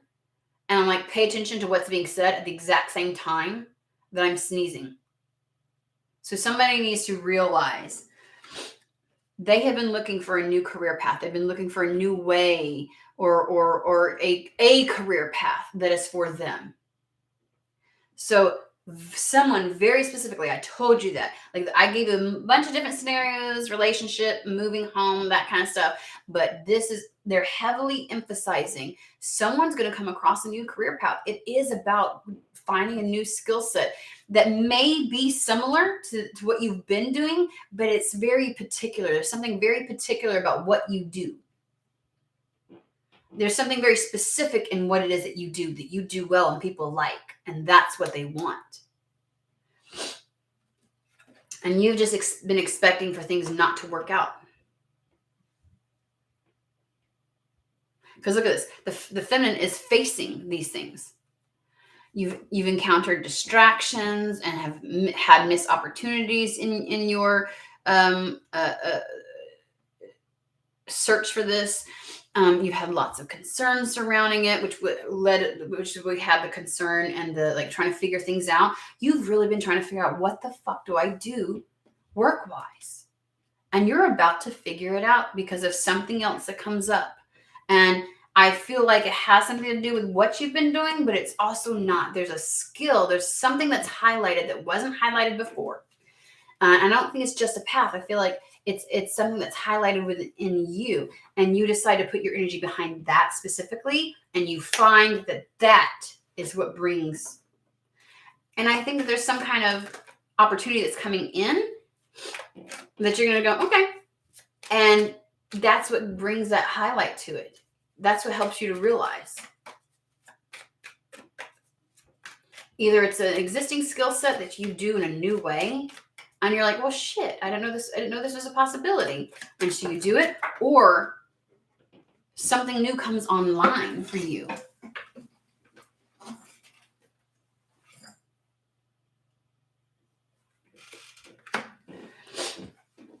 it is 100% about a new career path for someone. It is your skill set, and it's what brings in.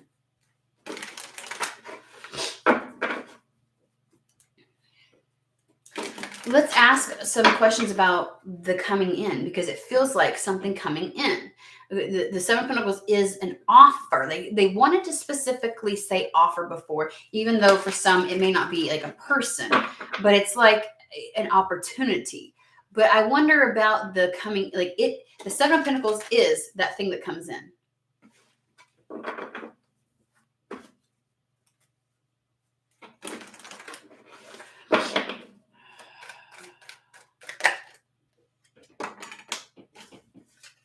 Community.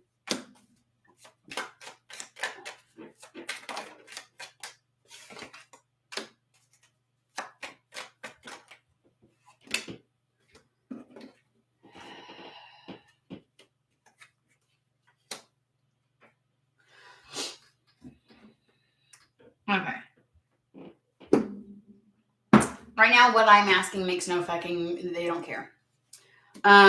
We're moving on to that whole scenario in regards to the move, where it's actually where you live that's creating the issue. Because we've got community, which is all about your neighborhood, your town, where you live, what's surrounding you. And we've got like where you live, what you're surrounded with, where you're located at. There's nothing there for you. There's no opportunity. I feel like for some of you may live in a very impoverished place. And despite no matter how much you try to get out of it, it's like the energy of lack is so surrounding you that you're having to constantly combat or work against the lack of optimism that exists in your community. And it's like no one's necessarily intentionally directing that to you. It's just the energy of where you live, because so many people are dealing with lack that the energy of lack is pervasive around you, and it can feel like you're combating that. When everybody else feels like there's no opportunity, and the majority of people around you feel lost and resigned to just accepting it and things like that, that energy can work against you when you're saying, no, I want something different. I'm going to, that's why you find a lot of people will leave their hometown because they feel restricted.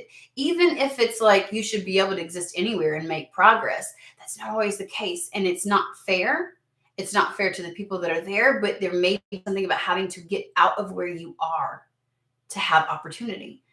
Because we have the community, and then we have the poverty card, and then it's literally creating, and this bad health came out yesterday, like it's creating you, like it's having a negative impact on you.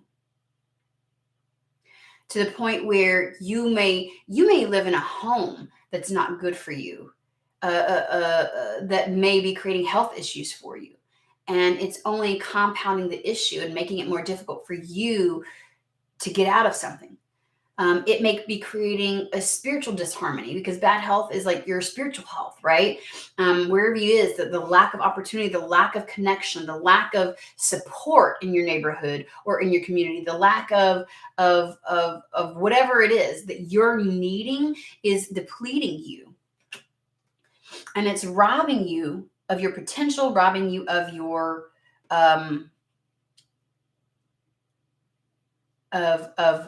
like you feel like you're what existing in that is constantly distracting you from opportunities. You're missing out on opportunities that you should be able to take because of this. And it's like you've been stuck in this energy of expecting and waiting for something. You're like, why isn't it happening? And spirit is like, we need to transplant you. We need to pull you up out of where you're at. It could just be your home environment. It could just be your neighborhood. It could be your town, your state, your province, whatever you call it. And it could just be literally like transplanting you is what I get. The energy of transplanting you.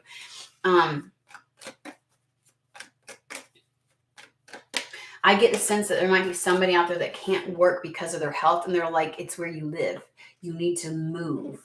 Some people can't exist where I live. We are in the capital of allergies here. We have the highest rate of asthma anywhere. And there's some people that try to claim it, but we have the data to back it up. Like, we are the conglomerate of where every weather pattern comes and merges over my state. from the northwest, southwest, south, southeast, northeast. Like they all converge right here. So why we're a tornado out? Like we are, it's funny. Other places get called Tornado Alley, and I'm like, y'all don't have nearly as many tornadoes as we do. You don't have as many weather patterns as we do. Like it's like we are the Mason-Dixon line. We split the country right in half from the north to the south. So much converges where we're at. And I'm not saying other states don't experience that, but because of it, I'm only sniffling because I sneezed so many fucking times today. I actually can still breathe though. And I don't have snot running down. I'm not sick. But it's one of those things where it's like, I don't. My son gets so angry with me because he's like, why, how, like right now he can't go outside because we're on the verge of having things bloom. That child's lungs get so inflamed. He needs to get out of the state. He's like, how can you spend so much time outside and you never get sick?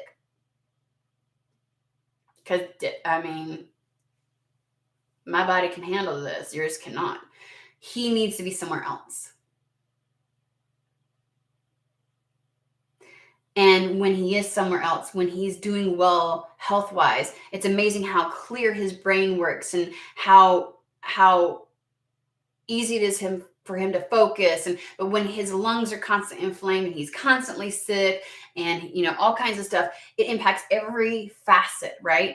And his motivation is down and it's gone and he's one of those people. It could be something as simple as that. It could literally be environmental factors. You are not meant to be here. You will thrive somewhere else, right? And it's like you either have resigned to just expecting something to not work out and it's going to have to stay this way, or you've been waiting for something to change in regards to this. And you're very aware that you need to be somewhere different. You need to live somewhere different.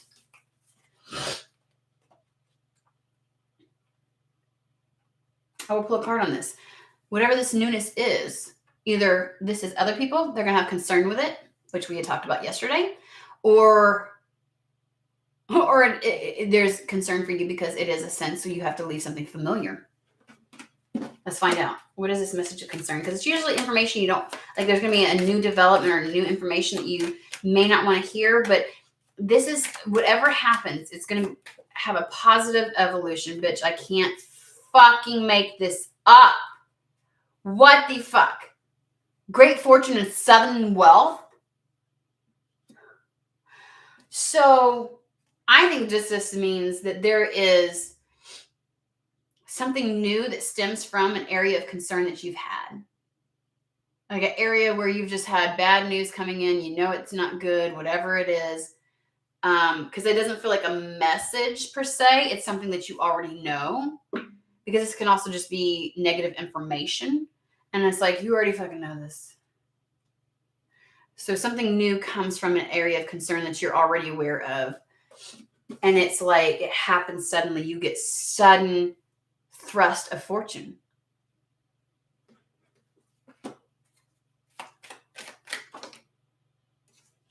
You're going to come into unexpected money. Like, they're not playing. They're not fucking playing. I don't know why I'm getting this. This is a one-off and this is not for everybody. Absolutely. If you've been having health issues because of where you're living, somebody may be coming into money for that.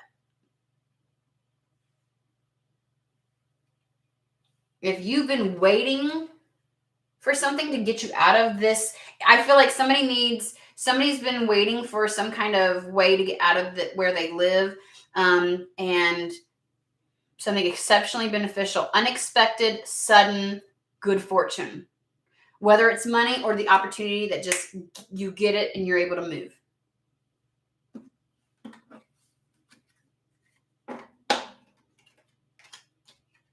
You're just able to. Okay, anything else, Spirit? One more time. One more time.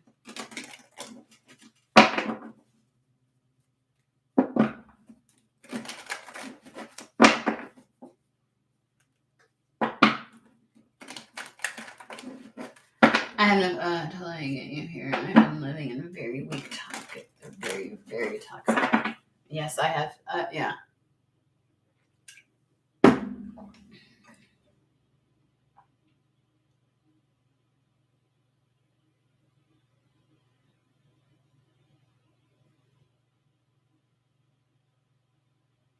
Oof. You know, I don't normally pinpoint people, but I'm gonna specifically address Peter.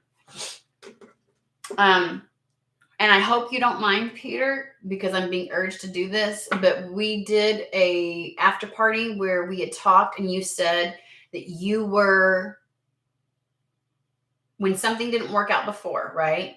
And I had told you that you needed to just approach it differently. You were like upset because you wanted to do it exactly the way you wanted to do it. And so you just dropped it.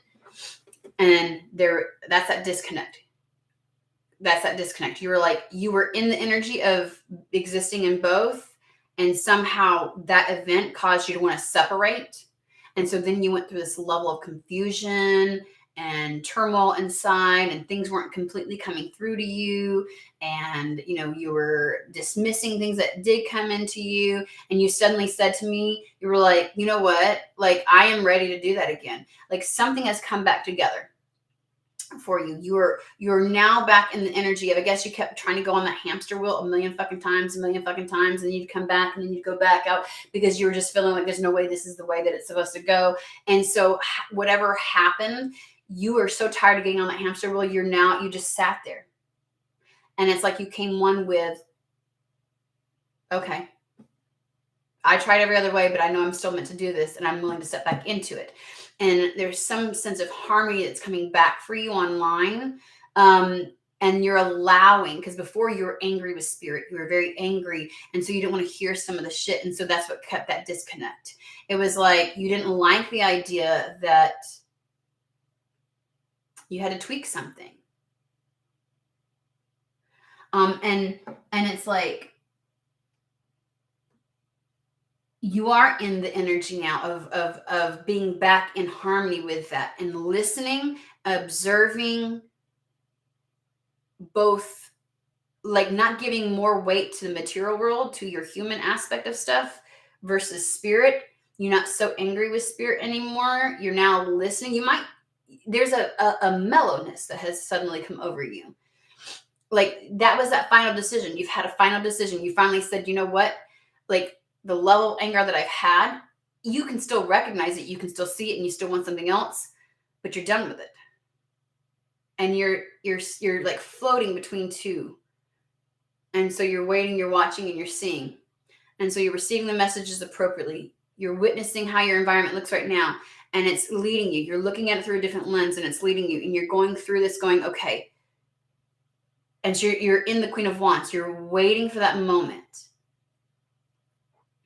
Just so that you're aware. Because they brought me back to what you said at that after party where you were like, for a year, I was upset, and so I didn't want to. And now I'm getting back into, yes, I'm supposed to do this. And I think that you're one of the ones where, I'm sorry, guys, I'm not trying to do personals, but this is important. You're one of the ones where what you do isn't necessarily your spiritual gift. It plays a massive factor. You don't wear this ability of yours on your sleeve for everybody to see. It's not like a badge of honor for you. You don't put it in front of people's faces. A lot of people wouldn't know, right, that you have this capacity to exist between two simultaneously.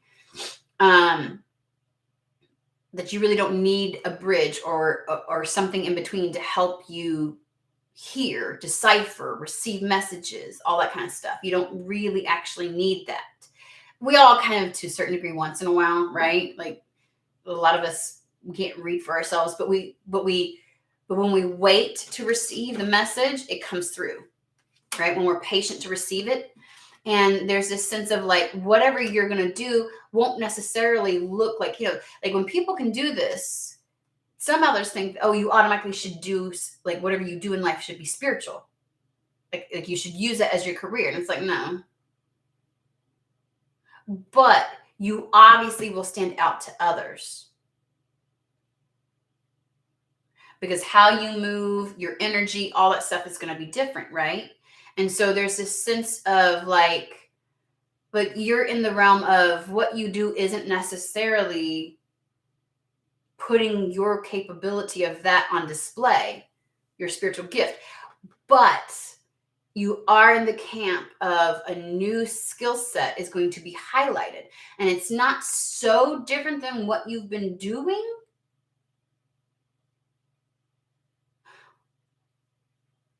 But you're going to realize that that's where the longevity comes from.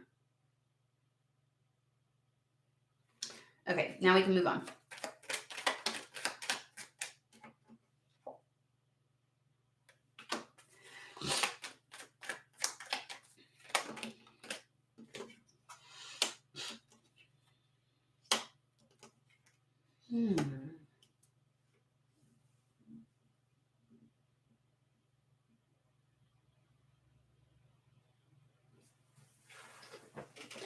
What is this behind that?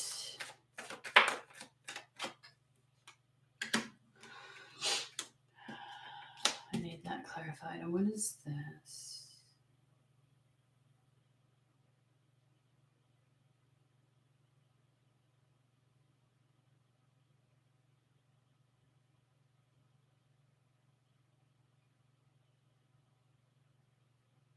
Somebody is getting over the concern of what saying yes to something would do. There's a final decision. So we're just going to say that. We have this been waiting and expecting and being open to this new beginning, right? This newness.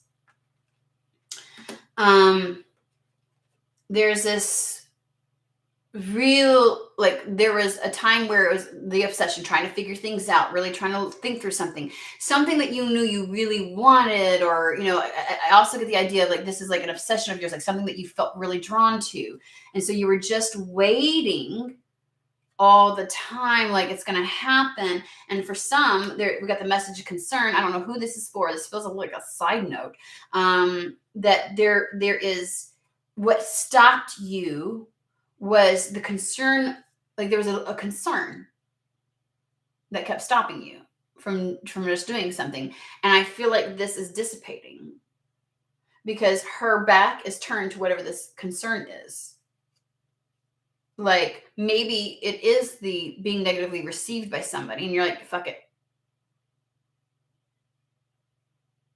You don't care anymore. There's a final decision. You don't care.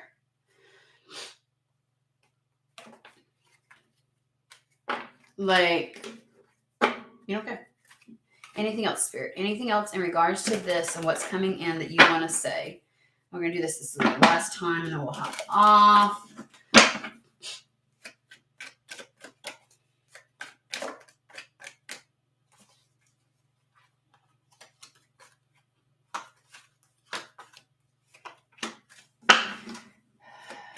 Talk to me. Anything else you want to say? Any last words?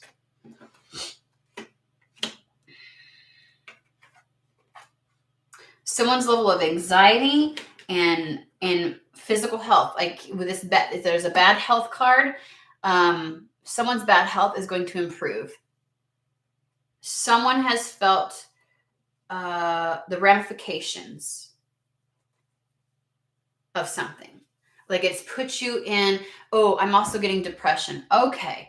Someone's depressed. They're being pulled out of their anxiety and depression. Thank you, Spirit. Thank you. And that's where you start getting physical symptoms.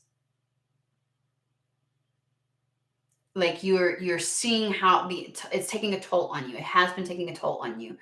Like this can take like people looking older than what they really are. Looking like they're tired, exhausted, dead sometimes, like then having stomach issues, having back issues, having headaches, having all kinds of stuff, right? You start to like brain fog, all kinds of things because of depression and anxiety. And that's what this is. This is improving. You're coming out of that.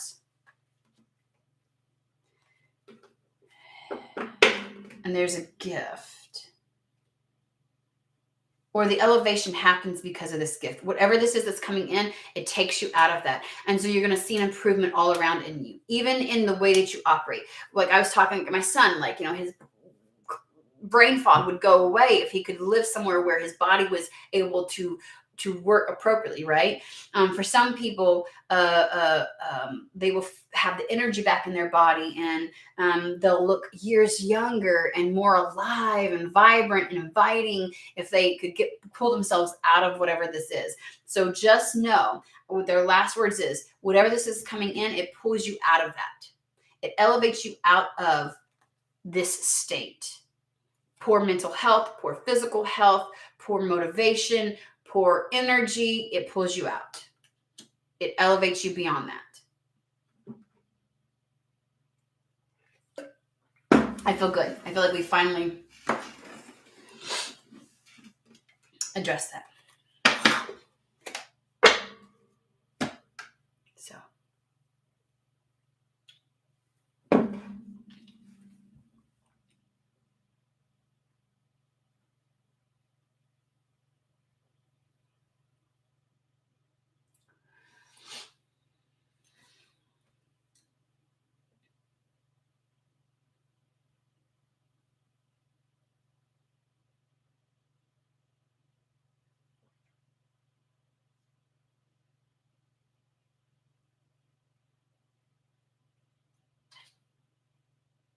Okay, Manishka, Spirit has been calling me to mention something to you again, and I do apologize, but I did mention something to you. Whew, my heart just suddenly like started aching. I don't mean to be like this, and I'm not trying to shit stir, okay? But you keep mentioning your father, and I remember 2 years ago, I kept telling you that I felt like he interfered, like the opportunity that was supposed to come to you. They were showing me where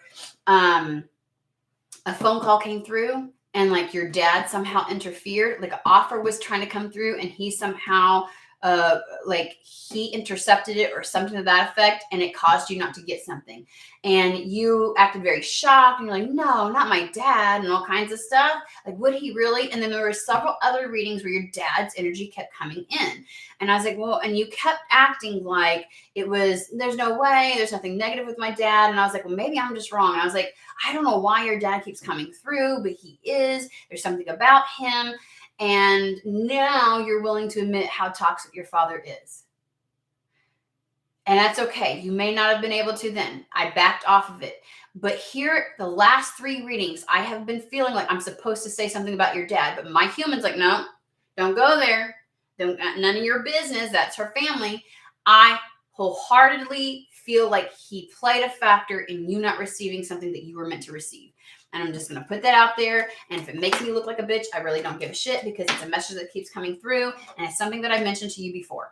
I believe there's a factor there. I don't know if it's with the family or a phone call. They always kept showing me a phone call coming in or something coming through that you didn't get information on.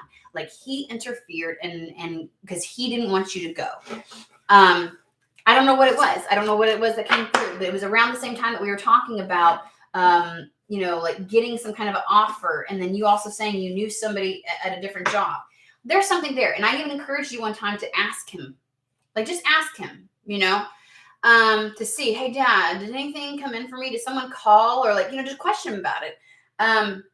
It might be a moot point at this point because it's been 2 years. That's when I first started getting the messages. And your dad has always come through. Even when we talked one time about you needing to have I'm sorry to be calling people out loud, but these are readings we've had on live. So you know that this is information that's out there already for people to hear. So it's one of those things where it's like, it feels like to me, my heart is like clenching. That even you being willing to say something, because I've coached you on, you need to be willing to say yes. Like you have this sense of loyalty to your family. And so we've even talked about that. Like his energy has been a distraction for you, but I think he is the key piece at this point. That if something comes through, you're gonna be like, yeah, like despite whatever somebody else may say or how people will perceive it, like you don't give a shit. Like you're gonna say yes to something. But he has played a factor. And it's come through in several different ways in the readings before. And all I can say is maybe you need to explore it. I'm not saying go and start some shit because Heaven knows he may not even admit to anything if there was something, but you need to kind of sit with. I feel like you're going to have some revelations around it. I think that his energy has played a factor in how you operate and how you feel like you need to go like this. You know what I'm saying? Because your willingness to say yes has come into question before. Like even when we were talking about, like you're going to start in one area and you have to leave it, and there might be a gap, and then I was like, you have to be able to say yes because you feel so loyal to the old job. Like that's come into play, and he may play a factor in it. What he thinks, his energy, the things that he says, how things have been, but he's been a factor consistently, periodically in your readings. And so I just encourage you to explore that, because you seem like you're in more of an energy now to admit to that and to call it out. And so maybe you need to spend some time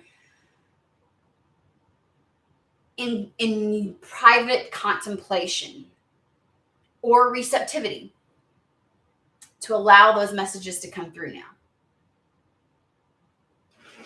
for you. Like, I think Spirit's got something to tell you about that.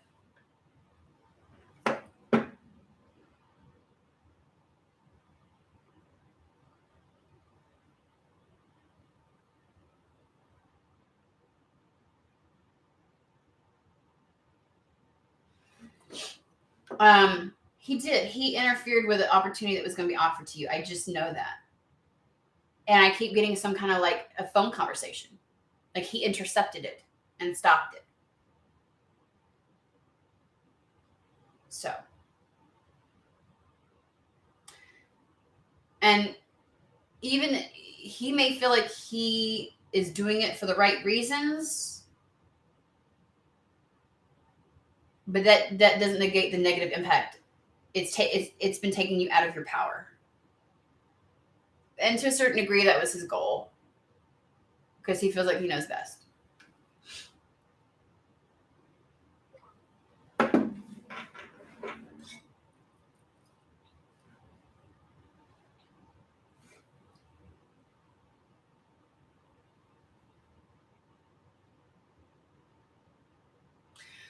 Damn, David, I'm glad this reading was for you. There's been plenty you're like, yeah, this ain't mine.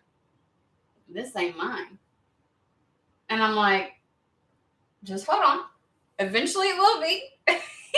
And one of them will be. All this makes sense to me. Good.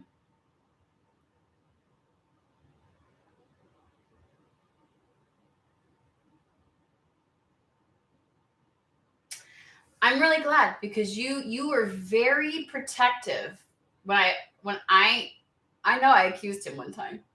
And you're like, what? My dad? Why would he do that? And I was like, never mind. Because if you ain't ready to receive information like that, you could shut down completely to Spirit. Like, you know what I mean? Yeah.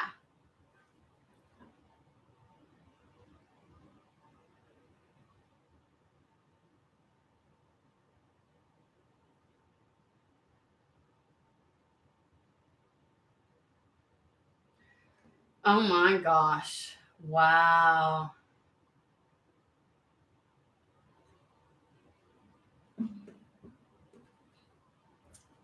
Well, he may say some stuff. Yesterday was one of the things was the couple, the parents that might have something to say about your partner, but it was the lovers that came out. So it could be parents have, I believe it was the lovers and not the courtship card. But it may be the parents that have something to say. Maybe that I was misinterpreting it, or should have interpreted it more ways. That should have been, how do I put it? That should have been like they're going to say something. And I know the message was to go for it anyways. So the lover's card could have been about a choice. Like they're going to have something to say about a choice, and they're going to try to come in between it. Shit's coming through much better today. I'm just going to tell you that much. So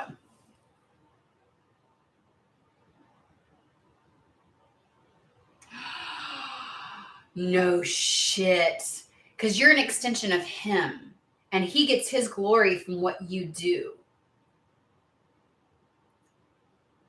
Bitch, I've been there. I've been there. Hey, Joe.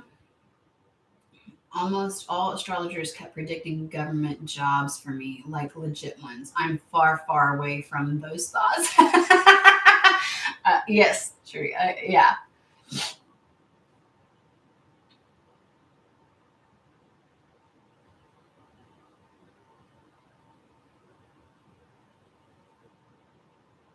Girl, I have felt that and I didn't want to, I haven't been able to say anything and they've been pushing me lately.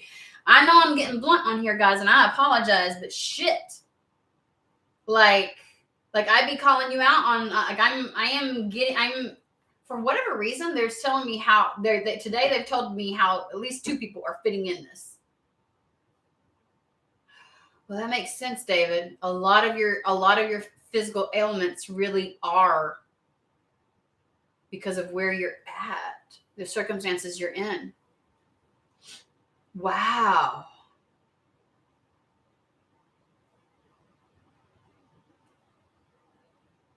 Wow. It didn't even dawn on me when I was saying that. I was like, oh, somebody, it's about your health issues. I'm sure there's more to it than that, but that health issue thing came through, and I was like, wait a minute. I was like, I don't know why this is, and I even said, I was like, this is just for one person. Oh shit. Okay. Yeah. Well, now I'm getting it, guys. They're showing me. Wouldn't this be nice if they did this every time?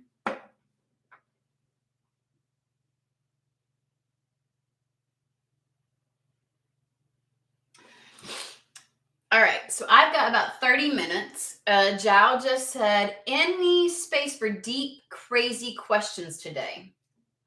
I go deep and I am crazy. So I feel like there's space. I do have my son. Okay, we're gonna put like good positive energy behind it, but he is looking to get his driver's license soon. Which will give him a level of independence. He might be in this as well, be in this energy. He has some crazy goals, which I will not blast on here. Crazy as in like fantastical, but doable. And I'm loving it. That's my older one. But I'm not going to put it on here because I'm not going to allow any negative energies to try and interfere with what he's doing. So, we move in silence, bitches, okay? But I've got to go take him driving a little bit later because he's going to definitely get his stuff. So we will put protections around him in regards to that. Okay. Getting his license and everything else like that so nobody can fuck with it. Thank you. Love my people. So, okay. So let's do some crazy, weird questions really quick. Hold on. Let me read what now that I do have my own place, I am hoping everything will change. I like it here in Oregon. Okay.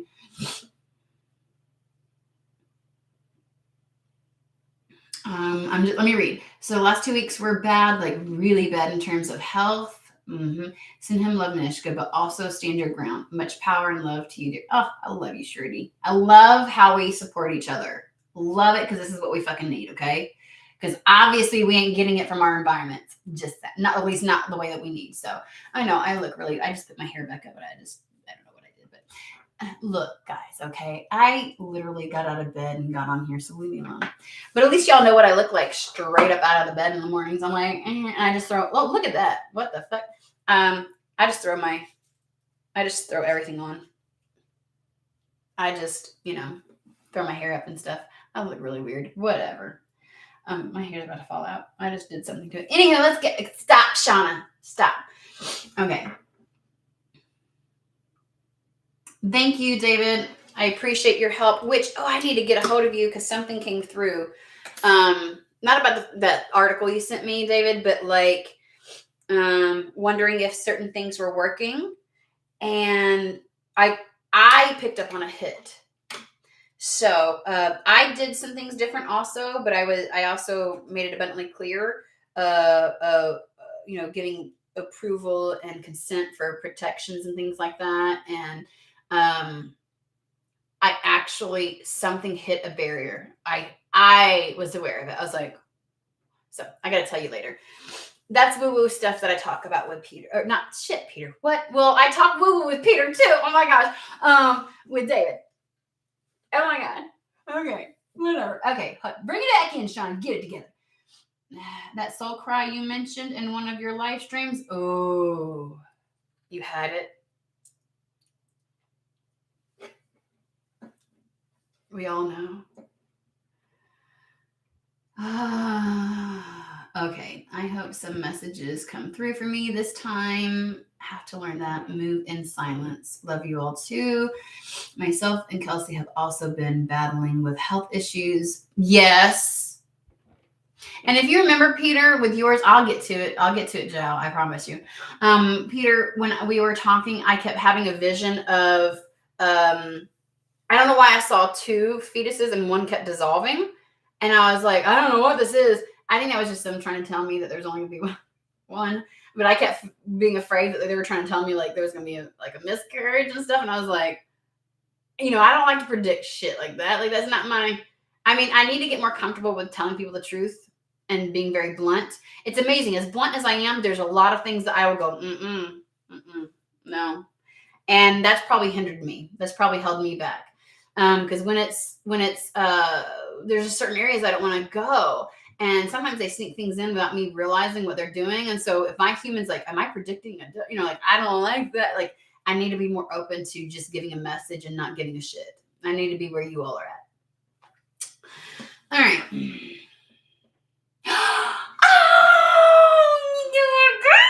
I'm a boy mom, which your little girl's absolutely cute and adorable, and she looks like you all. She looks like her mama. But I love it. I love that it's a boy. Oh, okay. Because I'm gonna. Well, I did something bad. I dug out my old cloaks. Ooh. Okay. Well, I'm not asking questions because the more I ask questions, the more I get involved, and the more my energy gets involved, and then I feel responsible for anything that negatively happens when I should just be in a state of allowance. Believe me, I've been working through this, David. Okay. And so I am just allowing that. I know that, I trust what you're doing to help and assist with me.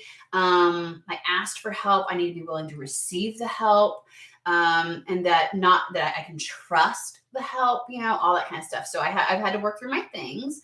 And it's not to say that what I do doesn't work, right? Because I was also feeling like, well, I should be able to take care of that. But again, when it's something that's interfering with my energies, it does put me in a state of confusion and difficulty. So it makes it hard for me to fortify my own protections at times. And it's okay to ask for help. And I've had to really work through that shit, guys. Like, I learned, because I even did this with my family, asked them for help to help me with my energy. And I kept thinking when they said you need to learn to ask for help, that it was monetary, physical things. And I learned, I was like, oh no, they're talking about spiritual help, which, bitch, I did not realize I had such an issue with. And it's because I have had someone who I thought was exceptionally spiritual have very, very, and so it's about me trusting my discernment now on who I allow in and who I mingle with spiritually and things like that. And it's like, it's my own evolution is what it is. And I had to come through. I had to work on that. So anywho, all right, let's get to the questions. I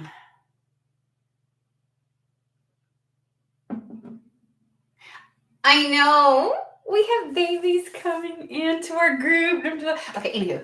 All right, Jow. I actually said yesterday out loud that I would do a reading for you.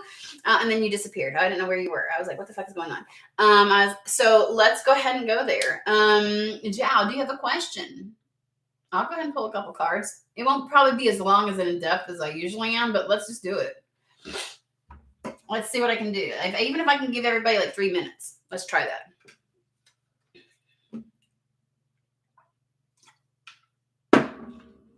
Can I just say, I'm going to have to seriously pee after this. And I know that might be TMI and you don't want to know. And you're like, why are you telling me, Shauna? But because this is who I am. See, me being in my weirdness and TMIing and looking exceptionally human and treating you like your family here is the reason why we do so well. You know what I mean?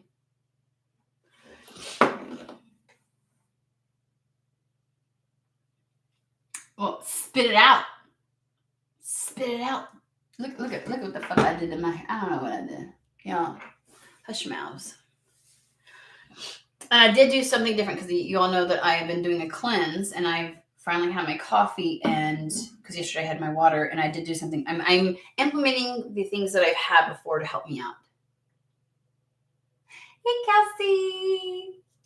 I don't know if anybody knows this, but Kelsey's exceptionally pretty. She gets on my nerves, but I love her to pieces like she's my daughter, but I'm not her I'm not her mom. I'm the cool aunt. I'm gonna fucking get that straight with you people, okay?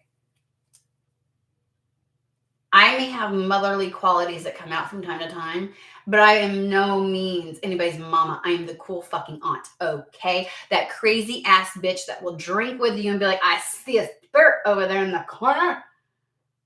I will do weird shit with you. Okay. I'm not the mom. I don't know why I feel like I need to say that. But anyways, and she's so beautiful. She's so, so sweet. Her energy is so sweet. She needs to bring out her dark goddess, though. So we will hold her in that. She needs to bring that power out. She's got a lot. But she's so sweet. Okay. Anyways. All right. Zhao, give me a general reading. I'm ready. Oh, usually anything. Ha, ha, ha. Okay.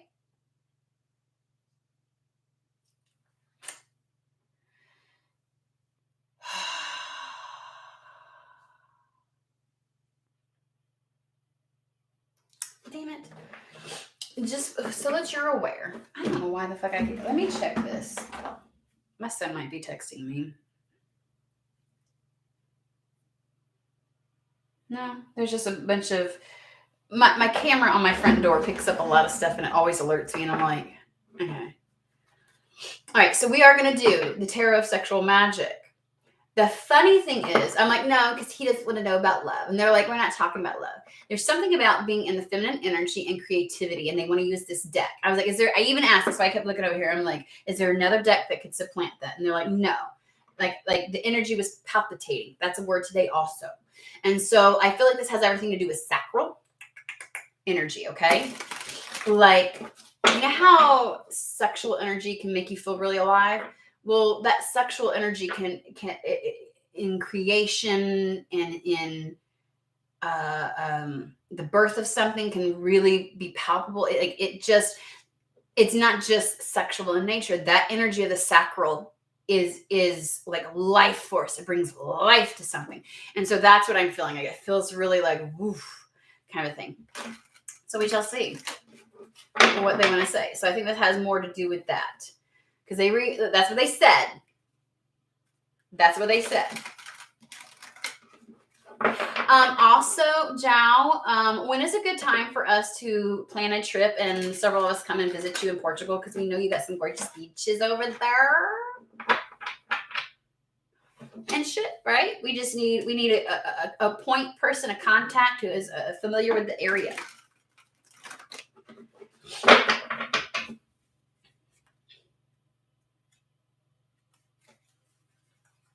I'm just saying. Oh, for the love of God.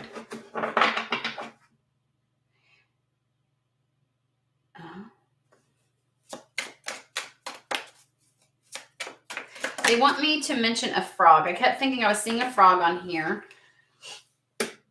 Oh!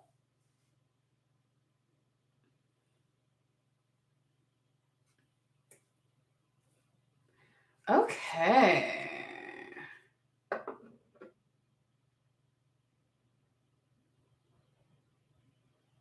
Anywho, let me just tell you, because I was seeing something, it's actually lizards on here, right? And so they were, like, I felt like a frog. I was like, oh, I thought that was, and they kept saying, say it. There's something in regards to a frog that's pertinent.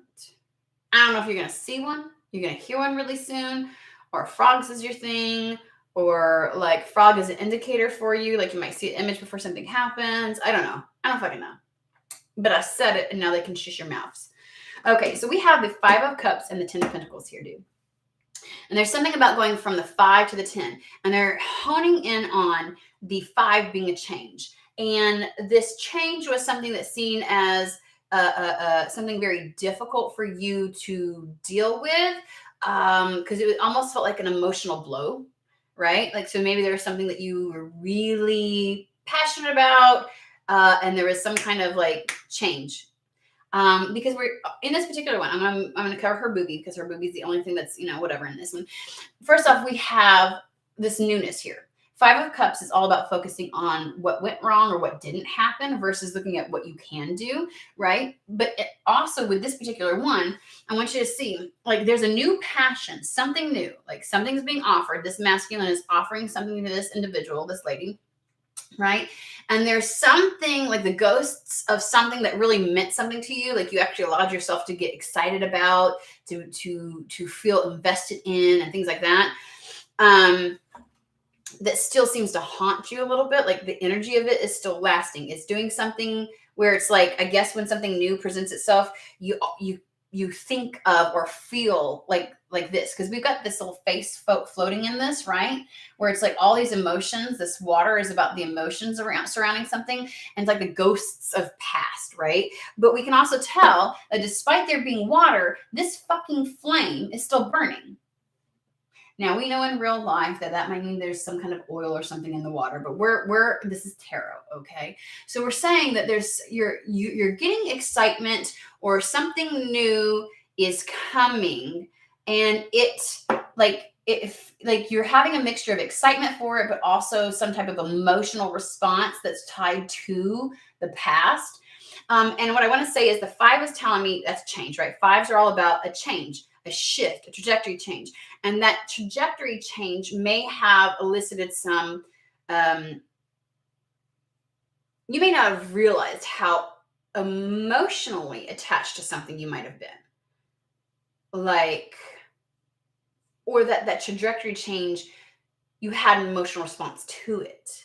But there was some kind of change that's necessary in order for something else to come in, this new thing, right? And it's that change, that newness that comes in that takes you to this, the 10 of let's cover her little booty hole up. I'm trying to cover things up, but I'm obviously not doing a very good job, whatever. So to this very abundant, prosperous, like where a lot of things can kind of like, what am I trying to say? Be fruitful from. God, Lord of mercy. So because they're saying you're going from the 5 to the 10, like whatever it is, this change is what's getting you. So this trajectory change, and not all change feels great, right? Sometimes we look at change as if it's a loss, hence the 5 of Cups. Looking at the 3 cups that you missed out on, and it's like, no, it's just a trajectory change. It's not like a failure. It's not like, but you get a little heartbroken because of it, because it feels personal a little bit. I was like, well, this feels a little personal, Spirit. I don't know, but but I mean, like, what the fuck? And so it's like, dang. But it was just a trajectory change. It was just a change. It was just a change in your path. It was a change in trajectory. That's all. They keep saying that. So it's like the Knight of Swords, where like he comes in and it's a pivot. It's like a 180. It's like, okay, you're heading this, and it's like, I feel like Spirit's coming up behind you with your shoulders, and like, no, this. And you're like, ah! There was an emotional response, whether you would like to admit it or not, and you might have been surprised by it, like the way at which you focused on it. Like you almost mourned the loss of whatever it was. And they're like, if you'd fucking turn around, the 2 cups are right there, dude. And for whatever reason, I don't get the overwhelming sense that this is pervasive right now. I do get the sense that there's a little bit of remnants from that. Like the way the response elicited for you and the way it felt because it felt like a failure. It felt like personal. It felt like you took it personal. You know what I'm saying? This trajectory change. So there's a little bit of remnants for that. Like you still kind of feel it, kind of like a migraine that goes away, but you kind of can still feel where you had it. And this is saying, but that was necessary to get you to the Ten of Pentacles. It plays a major factor in getting what it is that you want. So like, I'm not saying that you're over here like boo-hooing over something, but it's something that has occurred. And they want to reiterate just how important, I don't know why my poor feather keeps getting dirty at the ends. Why that it plays a factor. I bent me.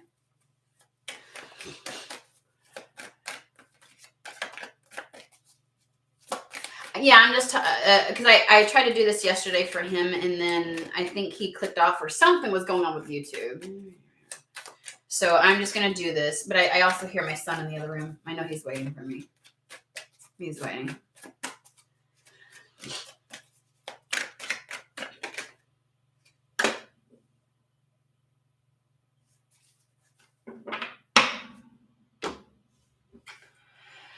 Oh, this has a lot of connotations in it. We've got the Four of Swords. And in this particular one, we're going to cover up some stuff down here, okay? In this particular one, we have someone trying to pry someone's mouth open, like trying to force something while the other person is resisting it. And I get the energy of you feeling like this was forced on you and you were trying to resist it. Like you were put on pause. Four of Swords. Like there was a hiatus, there was a pause, and you may have put things on a pause. Like you may have felt like I'm being forced into this, and I'm like, no, we're gonna wait. Hold on, time to fuck out, kind of thing.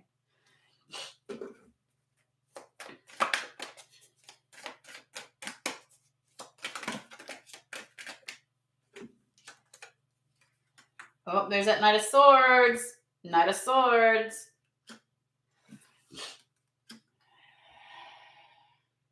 We're going to pull these two. When you got to a place of willingness to accept this, when you no longer were fighting it and you weren't like, you had to get out of the energy of feeling like this was forced upon you. So you pumped the brakes a little bit. I don't care what actions you were going through. You may have been like, I'm going to keep going.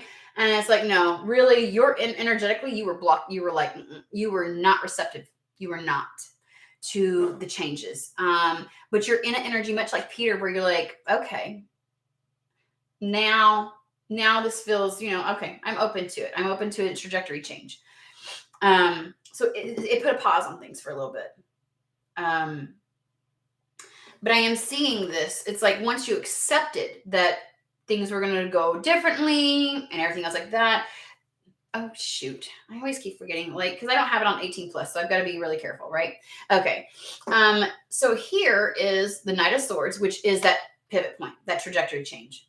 It's like you surrender to it, because I want you to realize you're in a place now where this trajectory change can happen, because take a look at this. It looks like he's about to whip her. He's got her by the hair, but this is a willing submission to what's happening.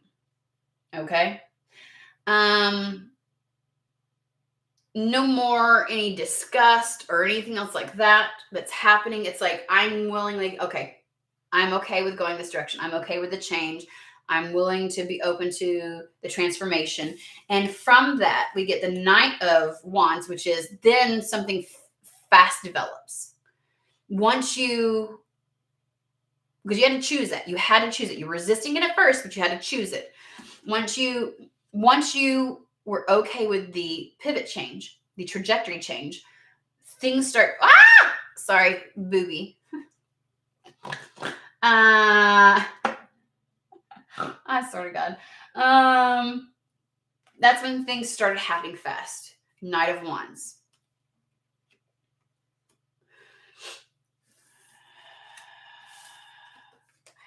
I do feel like they are saying, though, I got to be honest with you, the only aspect, because it created an emotional response within you, you shut down emotionally.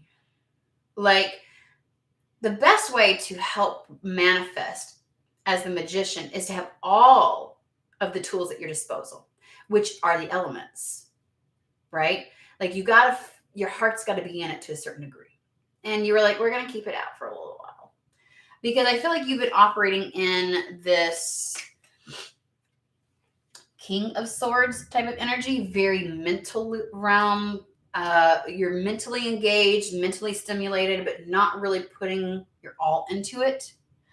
And they may say, I feel like this might be current energy where when you finally, because at this point the sword is pointed down, right? This sword is pointed down, which means the truth isn't realized or isn't being spoken, or when you put your like the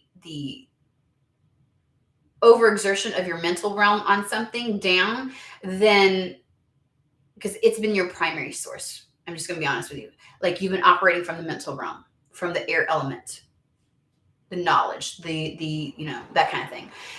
When that goes down and you finally surrender, I am not good at covering this stuff up. I cannot show you guys, okay? I am not good at this. I might have to change it to 18 plus. Or did I do 18 plus? I don't fucking know. I don't think I did, but whatever. So, maybe what you need to, I shit you not. Oh my God, dude. Oh my God.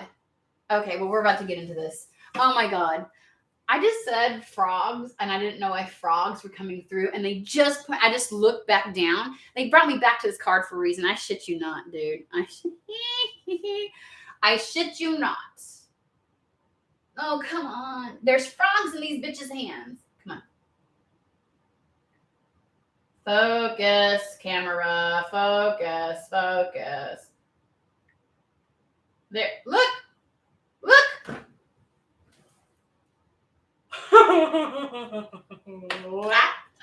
What? Okay, and I said it might be an omen. Oh, that's the important part. So I feel like you are still operating from this King of Swords energy, trying to approach everything with this trajectory change from a mental standpoint, because you don't want to get that involved again, right? But the thing about this particular card is he's an a-hole. I'm just going to be honest with you. Like, this dude's version of affection to her is to put his foot on her titty. He's all like, I love you, yeah. Like, bitch, get off. What are you doing? Like, what the fuck? No. No. We're not doing that. Oh gosh, it just feels very detached. I'm just going to say. And Spirit's asking you to quit being fucking detached. I'm just going to be honest with you. Stop it. I feel like the way that this is going to go is that you need to surrender to putting your heart and soul into this, to allowing yourself to fully engage in whatever this is, this trajectory change, this whatever. It's all been mental for you. And it's like, you really want this to take off and you really want things to, like, you need to engage it in a capacity other than the King of Swords. Because remember, over here, it's almost like you have a flame for it, but the emotional, the ghosts from the past you can still remember it.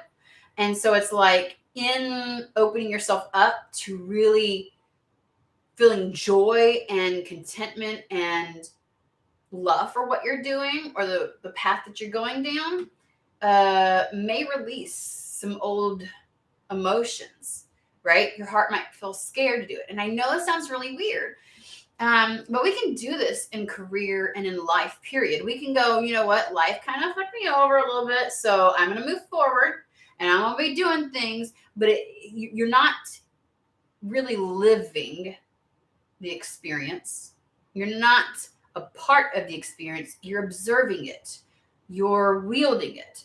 And so it's like you're not really in it, if that makes sense. And there's what you do need to do, since this is the Knight of Swords, for this, you really need to surrender.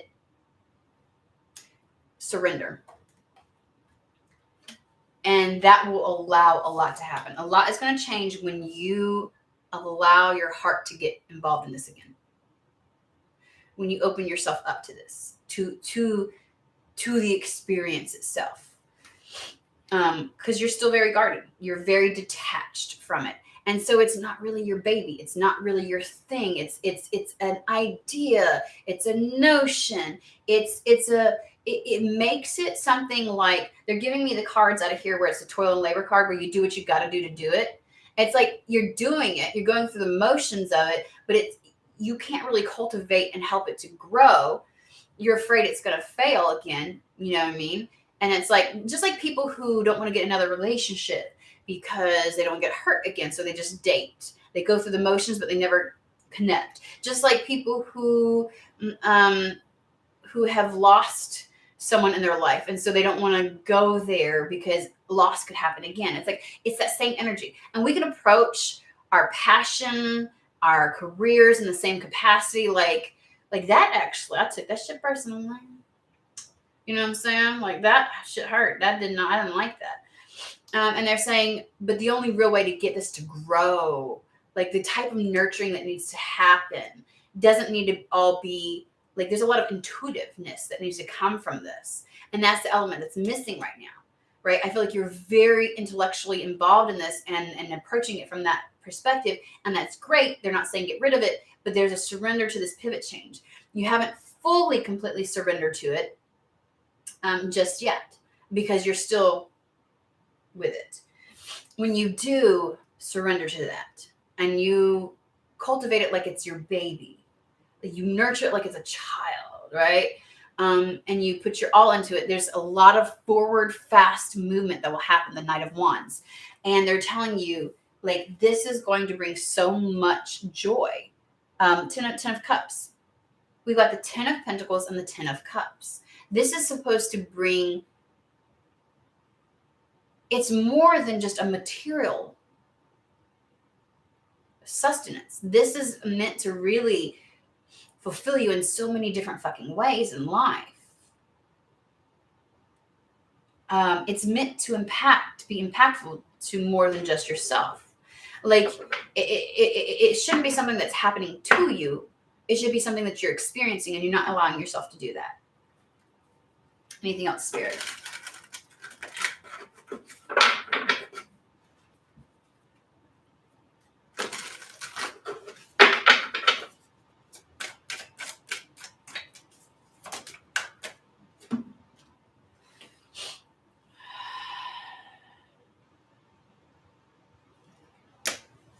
What does that mean?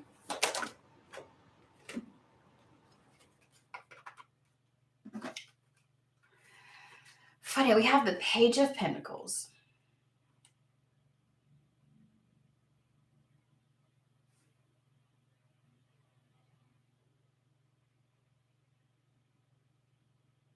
I can hear my flame burning. That is crazy. I was just looking on this one at the candle. That is hilarious. I was like, what is that sound? I thought it was my computer for a second. This candle, this red candle, is actually burning.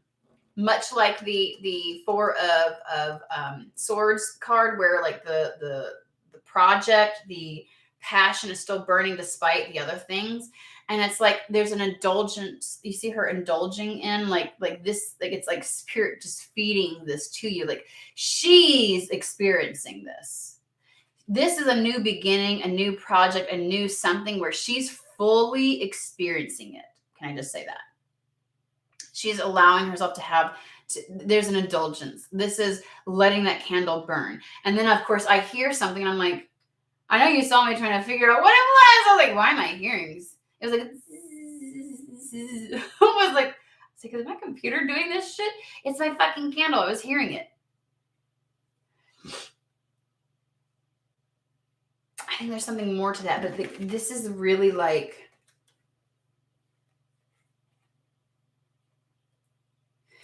two things here, okay? I'm just going to say two things. We have the Fool card, which is no holds bar. And that's what you need to be for this, whatever you're doing. On this path, this trajectory change, no holds bar. You know, it's literally like you may have held yourself back because you're completely in the mental realm. There's certain things in certain places and ways that you have not allowed yourself to act or take risks because you're doing everything from a very logical standpoint, versus having your heart involved, which will give you that intuitive nudge that will propel you to do things that you're not really sure about. Because the fool is the person that is willing to take the risks. And right now, you may convince yourself that you take risks, but they're very calculated risks. And that somehow is going to hold you back to a certain degree. Okay. You need to just be willing to go there. Right. And so this is something new, because we got the Page of Pentacles. It's allowing yourself to go there, allowing yourself to indulge, allowing yourself to feel compelled towards something else. You may have great ideas and you may be going after an idea, but it's not your baby. It's not your thing. You're not allowing yourself to go there. But I feel like you could let yourself go there. You're just not. Because we've got this. It's the 9 of Pentacles, which is that doing really well. This is the badass bitch. Everybody wants to be the person in the 9 of Pentacles, doing so fucking well for yourself, monetarily, but also otherwise, right? Because in the Pentacle realm, that's your world.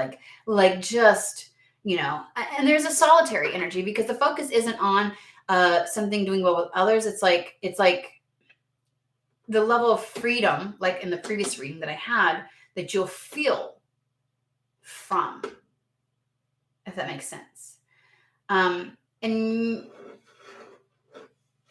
maybe you're in the realm of there's going to be something that you say yes to because whatever, but it highlights something for you, the 8 of Pentacles, that you can then put your energy behind. Maybe it helps with the igniting of this. You've got to let yourself go there, though. You've got to let yourself go there. But it may highlight something for you that you're like, oh, and it pulls in a new element, or where to focus your energy, and you get fully behind it. That's what they're saying. You got to get fully behind it. And that takes you to the 9 of Pentacle energy, because this, you go from this energy of not liking the fact that you had to do a trajectory change, you had to pivot and everything else like that, and feeling like it was done to you, and feeling kind of shorted by spirit or by whatever, and you took it real personal, to really loving this new trajectory, this level of independence, the freedom, because he's cutting her hair, and that's that is a way to feel still that is a level of passion, connection, and draw to something like no other, right? This newfound freedom, this newfound sense of purpose and presence that you'll have because of this. It's like you're going to find that you're more passionate about this than you ever fucking realized. And there's also a level of going at your own that I'm sensing from this, that maybe, I don't know if you attempted to not do things alone, but there's a level of I don't know, this is going to give you freedom. So you very well may need to let go of this over calculation, because this Page of Pentacle might be the Pentacle from the 7 of Pentacle, that this offer, this thing that comes in, this opportunity, whatever it is. You may be in that boat where something's about to come in and they're like, you need to be in the no holds bar. You need to be willing to experience this fully and to allow it. You need to be in this surrender mode of, okay, I'm okay with this pivot change. I'm not just going to analytically, because if you're analytical and this comes in, it may be something that you resist. But they're saying if you surrender to this pivot change, this thing that comes in, because you may be doing something right now, but there may be an element, a new element that is introduced. Because remember, I feel like it's something new, but it has something to do with what's already been existing. So there may be something new that comes in for you, and it's like, you're like, okay. And you have no clue how much this is going to play a factor into it. But they're saying you need to be open to it. Once this happens, you need to allow that candle to burn. You need to open that heart up again. You need to really approach this like you did the last time, where you're connected to it, right? Because that's how it's going to grow. And what will surprise you is how much you're going to love this, how much you're going to feel like it's going to give you by taking this offer and taking that risk, because your heart's going to propel you to do it. That's where the fuck yes comes from. It ain't from here. Your heart's gonna be like, fuck yes. Like whatever this comes in. So they're saying, open that piece up because your heart's gonna be like, cool, sure, yeah. I'm game. It's some kind of one-off type of like, I didn't see that coming. Remember, it was like a whatever. But it gives you this freedom you've been desiring and wanting, and it takes you in that trajectory. It's going to get you into that 9 of Pentacles, which then gets you into the fucking 10 of Pentacles. You've got several of the cards that were in the reading before. In this one, they're rearranging it to help me explain this to you, but they're like, you need to open your heart up so when this presents you can feel, because it's a draw. That's where a fuck yes comes from, not from here. This is I don't fucking know. So we'll leave it at that. Helping you to get, and still in a way, I still helped you to connect with how that message was for you. Same as calling, I felt bad for calling people out, but anyhow.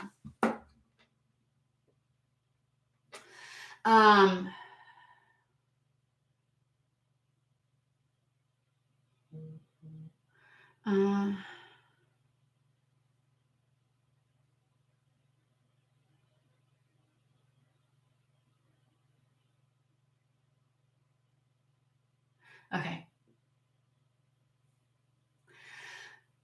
All right, I'm going to have to hop off because it has been 30 minutes. Thanks, guys. But, sometime this week I'll hop back on. Tomorrow kids are out of school, so I don't know if it's going to be tomorrow because we might just be doing some stuff. Might go to the movies or something. I don't know. But obviously I'll be back on this week. And I'll respond to anybody that sent me a message and stuff like that. But I hope it resonated. I hope it made sense. We've been on for 3.5 hours. It is time for me to get off. I hope everybody has a fantastic and wonderful day. And thank you for joining. I really appreciate it. Peace out, home skillets.